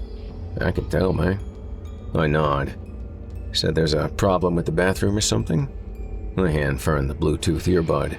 He listens amusedly and watches the exchange continue. After a while, he sets the knife down. There's gonna be a problem, man. Olivetti's a choker. Fernando has that look on his face, the gears grinding. I nod in understanding. He doesn't mean Olivetti is the type to fold under pressure. He's referring to the way Olivetti kills his marks. Choking is one of the few bloodless kills on the menu, making him a popular choice for Zone 3 jobs where post-jobbing needs to be done in a hurry. These jobs are usually performed in quiet, private areas. Bathrooms are a good choice. Mercifully, Frizzelli would be left on scene. Moving a body that big is a lofty endeavor. All his kills are chokes, I say. Hates blood. Fern bends an eyebrow at me. Can you picture choking that guy, man? I look at Frizzelli. I try picturing my legs around his midsection, a forearm clamped under his chin. Even in my imagination, I can't do it. As if Frizzelli somehow senses my thoughts, he glances over. Quickly, I look down. You're right. I say. You can't choke out that guy. That's one big fucker right there, man. They say Olive could strangle a bull. Fernando chuckles. He could, bro. I seen him. The guy's good, but a bull has a neck. We watch in the bar mirror as Frizzelli walks to the back. The waiter comes by to check if we haven't changed our minds about ordering entrees. Fern tells him we're fine. He leaves and Fern pulls out his phone. I'm calling Olive, man. Here? Just keep an eye out, man. I hear Olivetti's phone ringing through the receiver. I pop a bruschetta in my mouth. Olive, it's Fernando. He speaks quietly, checking constantly for anyone within earshot. No one around. No patrons. No waiter. Like 400 pounds, bro. No shit. You can't do the guy, man, seriously. It's not a good idea. He's got no neck or anything. Yeah, and if you end up under him, yeah, well, or if you want. I know, bro, split it with you. Either way, bro. Okay. This goes on for a minute before they have an agreement. Fernando hangs up. I'm gonna do him, Fern says. We're splitting the check. All right. When's it scheduled? Fernando bends an eyebrow at me. Hold on, I say. You mean now? Methodology Principle 26, bro. Methodology Principle number 26. Don't hesitate. Trust your instincts. Olive can't do this guy, bro. He needs to be popped. He takes the screwdriver and slides it back under his belt. And there goes my heart. So much for an easy stakeout. You're crazy, Fern. Jesus. Frizzelli's ass is sticking out of the stall when we enter the men's room. Shit is out of order, Frizzelli says, hearing our footsteps. Piss is fine. Fernando waddles ahead of me and motions for me to stand at the urinal. I face the wall and pretend to use it. Fern knocks on the partition and Frizzelli steps backwards out of the stall. You gentlemen all right? Yeah. Sorry, I didn't mean to bother you, sir. Just wanted to ask, are you happy with your current wine distributor? Frizzelli looks tentatively relieved, then annoyed. Believe me, Chico, you couldn't compete with my distributor. You delivery guys? I have that feeling in my thighs, that sour weakness. I can hear my own heartbeat. Everything looks sharper, has a tinge of blue, and I see my reflection in the chrome of the urinal's flush lever. Behind me, the black of an enormous suit jacket. Well, we are offering a free case to any new potential clients. Today only. Fernando's voice shows no sign of stress. For the life of me, I don't know how the hell he does it. And me? Why the hell am I doing this? I'm supposed to be a novelist, a professor, something. Oh yeah? Frizzelli smooths down his lapels and steps forward. What kind of vino we talking here? Fernando has his eye on Frizzelli's shirt. Worry about that stain, man. Frizzelli glances down. That's my cue. There will be no second chance to do this right. I turn from the urinal and jump on Frizzelli's calf and swing my arm around his neck just as Fern lunges in. In one smooth motion, I grab the bicep of my other arm and squeeze. All at once, I understand why Fernando had deemed this man unchokeable. He doesn't budge at all under my weight. It's like hanging onto a brick wall. If he were to get his hands on me, I'd be helpless. Right on schedule. Frizzelli's head bounds backwards, and I know Fernando has struck. Thank God. But something's wrong. Fernando's shoe had squeaked on the tile floor. I'd heard it. He'd slipped. Shit, says Fernando. And just like that, Frizzelli bucks me off his back like an angry bull. I bounce against the partition and land on my feet, but I'm disoriented, and I nearly slip myself. Frizzelli stumbles and lands with his back in the urinal, snapping wall tiles like crackers.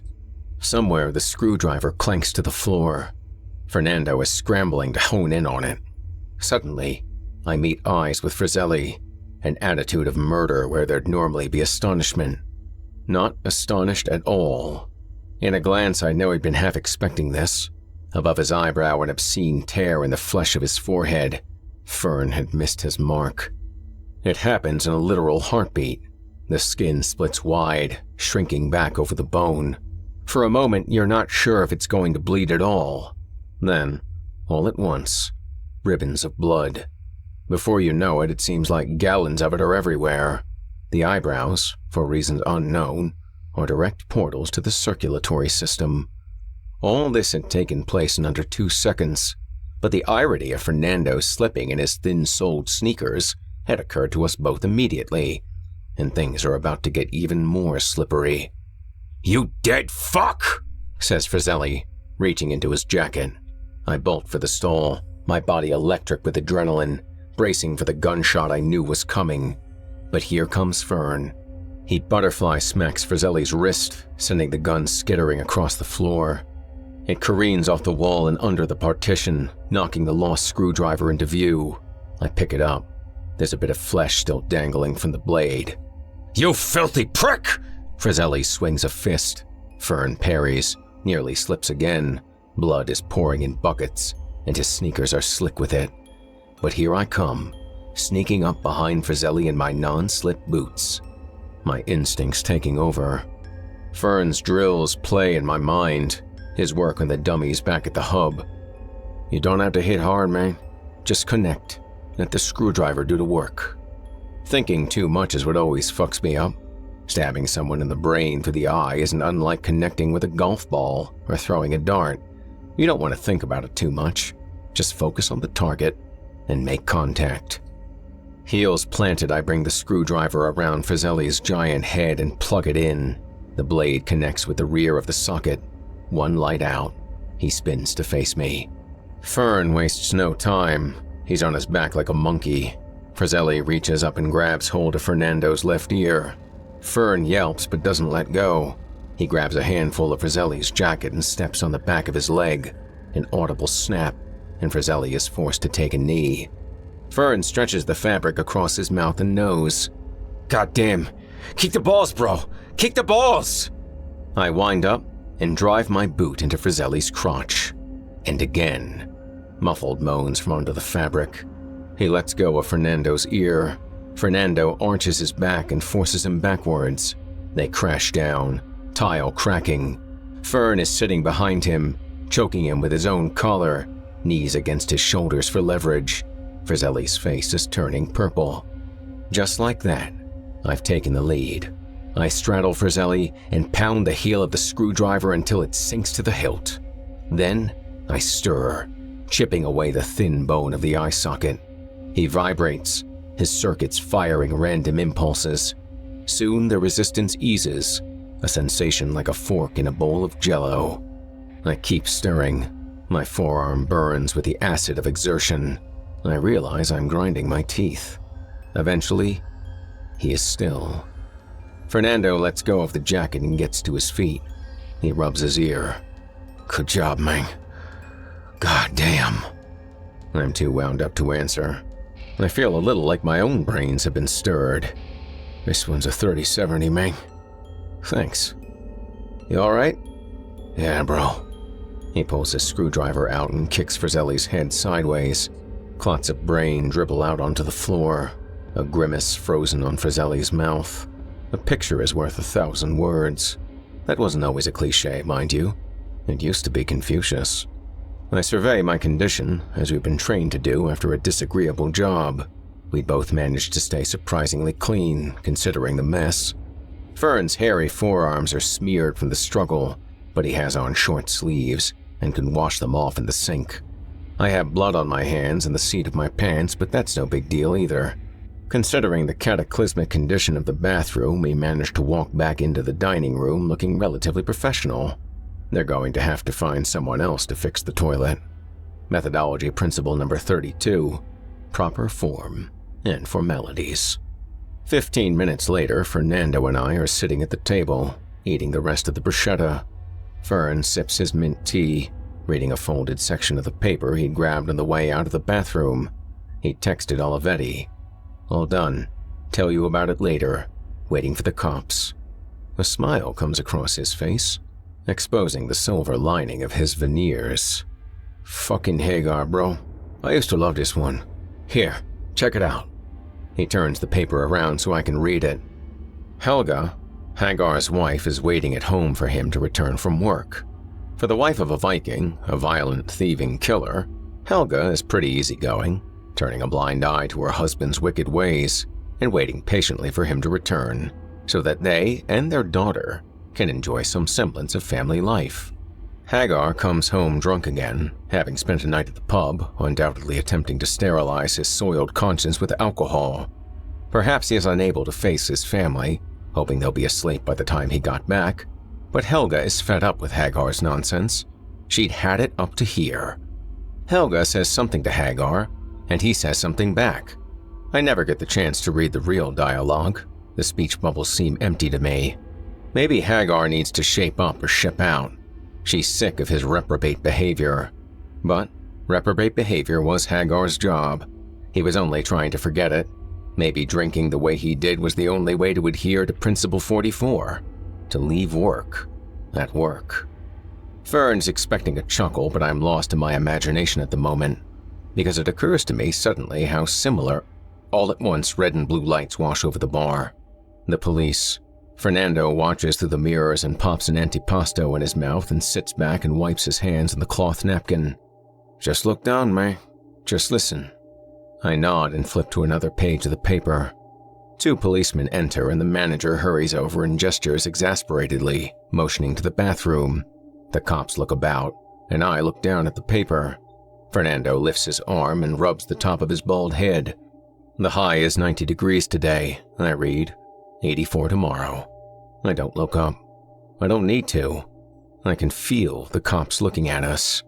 More lights and the door opens, but I keep my eyes on the paper. The employees are whispering hurriedly, the sound of sturdy boots moving to the back of the restaurant.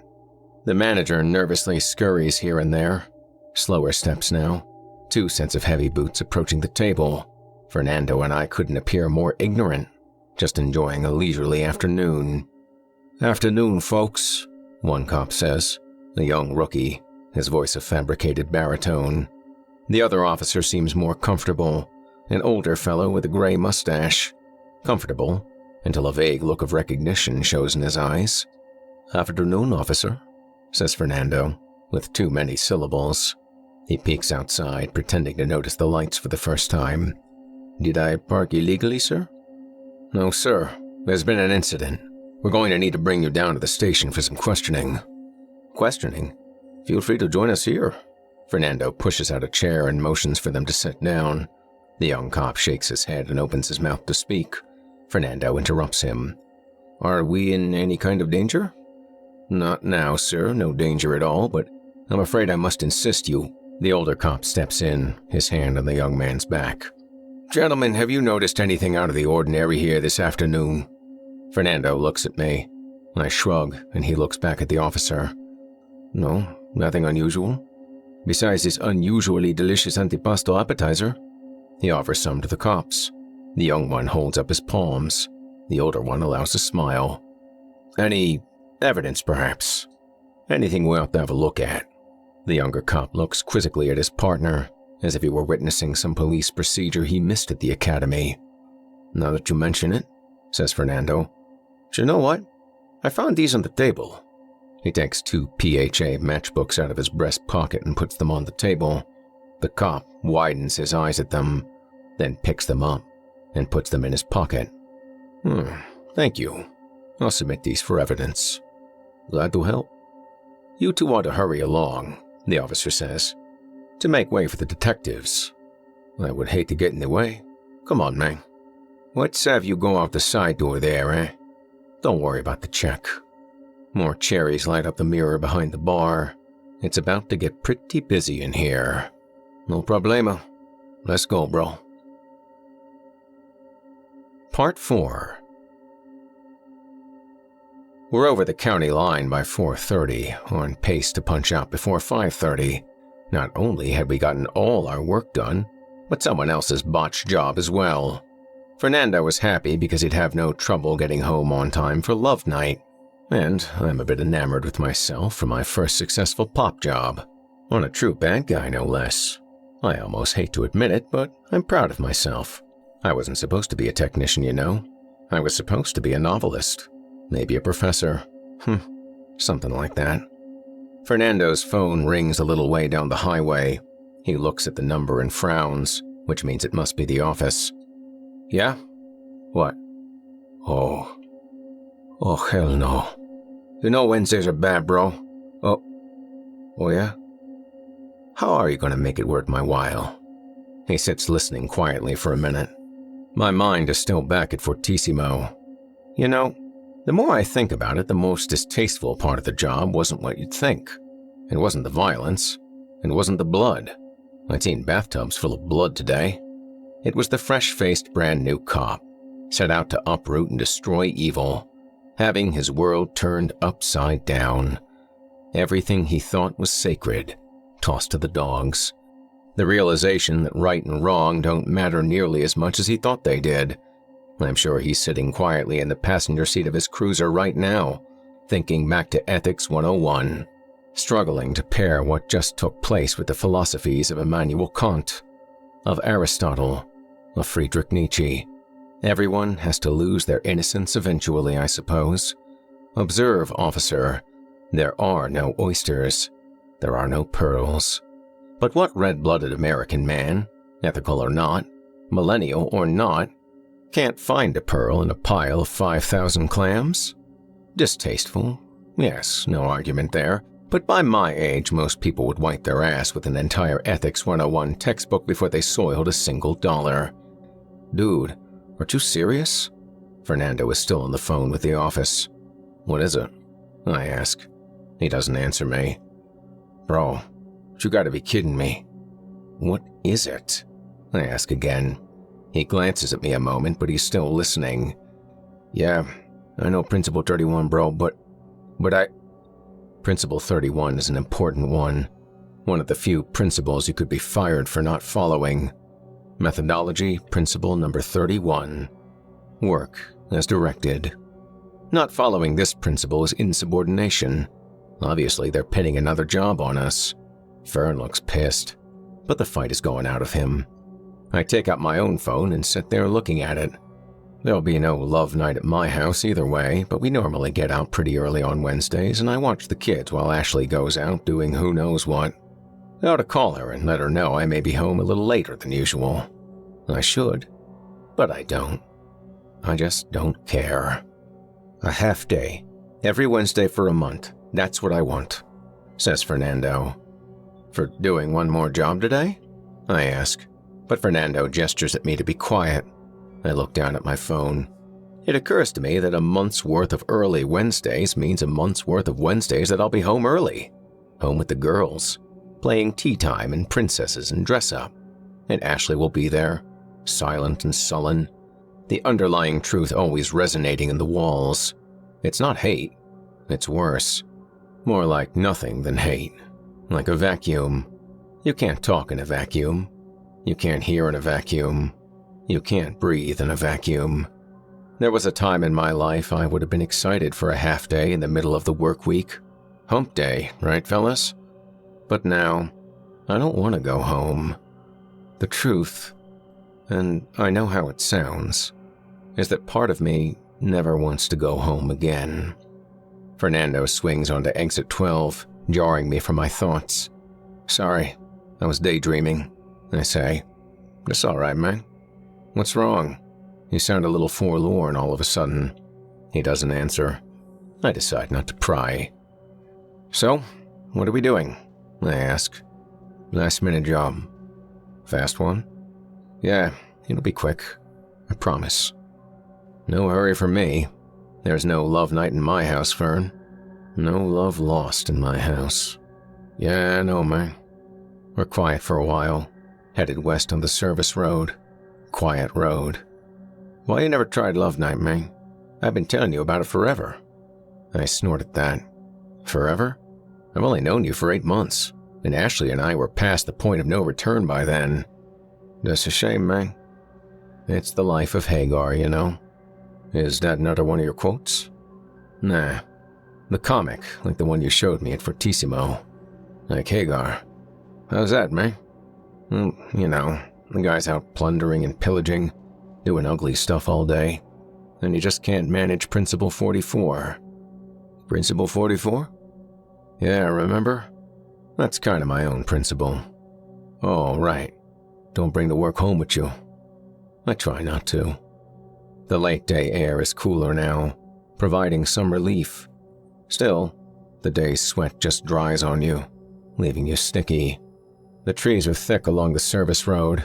I smack a mosquito that lands on my arm. I think I'm pretty good at it, I say, but I don't think it matters much. These days, I just try not to bring home to work. Fernando regards me with either condescension or sympathy. I can't tell which. And, like Principle 44, I don't suppose it makes a difference. What Hagar still cares, man. I don't know how hard he tries, but he still cares. Oh, I don't know. You think so? Yeah, bro. I wouldn't laugh if he didn't. There's nothing funny about that. We were quiet for a while he drove. I took out my phone again and looked at it, and scrolled to Ashley's icon. The picture is the same one I've had since the beginning. I remember taking it. The two of us at the Olive Garden. That was an extravagant dinner for us back then. We had no money. No money. But we had something else. What was so different now, anyway? What had been so different for such a long time? Why did we let it happen? I've told myself time and time again that it just happens. But does it really? Or is it a cop-out? It hadn't happened to Fernando and his wife. Is it possible for Ashley and me to get to a point again where we could have our own love night? I mean, we'd never call it that.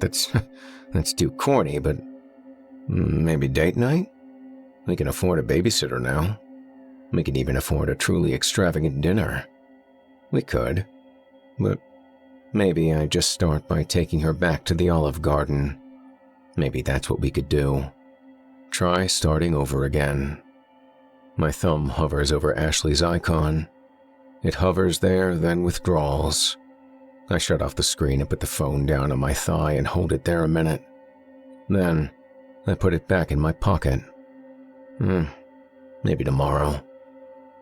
Maybe tomorrow I'll try caring. That's always the best time to turn over a new leaf, isn't it? Tomorrow. You think it's even fixable? I ask Fern. He sighs. You just run out of options the longer you go, man. Eventually, I guess. Maybe you'll just run out of options altogether. Yeah, I say. We pull over in an old wooded lot. The sun is behind the tree line now, and it's a relief. It's been a long, hot, blood-soaked Wednesday. You gotta take a leak or anything? Fern says. Nah, I'm fine, I say. Are we close? Yeah. Fernando stretches his arms overhead. They gave me a month's worth of Wednesdays off. Off? No kidding. I reconsider my idea. Wednesdays off. Maybe I could make a project out of it. Family day? I could talk a lot, even if I don't want to. I could be thoughtful, say nice things. I wouldn't think about work. I'd tell Ashley she looked nice, even if I didn't think so. And the kids. I do stuff with the kids, but mostly I try to focus on Ashley. I try to see her the way I used to. I try. I'm off Wednesdays too, then? I asked hopefully. Yeah, you too, man. Are they paying you? $1 worth a day. Oh, that's great, man. Yeah. Quiet on the road, only the faint white noise of the highway in the distance. The sweat is drying under my scratchy polyester clothes, and the residual blood on the seat of my pants feels tacky on the canvas jump seat. The worn diamond plate floor of the old truck. Blue stuff rocking back and forth in the opaque plastic windshield washer tank. Old bolts rolling down the road one by one. Each day, the things we take for granted slowly disintegrate. All guys like us really have is our families to come home to. The smell of dinner when we open the door. The adoring kids. So happy to see Daddy come home again. That's why we do this in the first place. Isn't it? The realization hits me like a shock. Just like that, I understand. The folly of my ways has never been so completely obvious. Clear as day. It's me. I'm the asshole. This whole time, I've been the problem. I have to fix my marriage before it's too late. God. By now, she probably wants me dead. Fernando, I've been thinking. He's turned to face me now, his feet planted flat on the floor, his hands in his lap. Bro, he said. What? That is some stain on your shirt.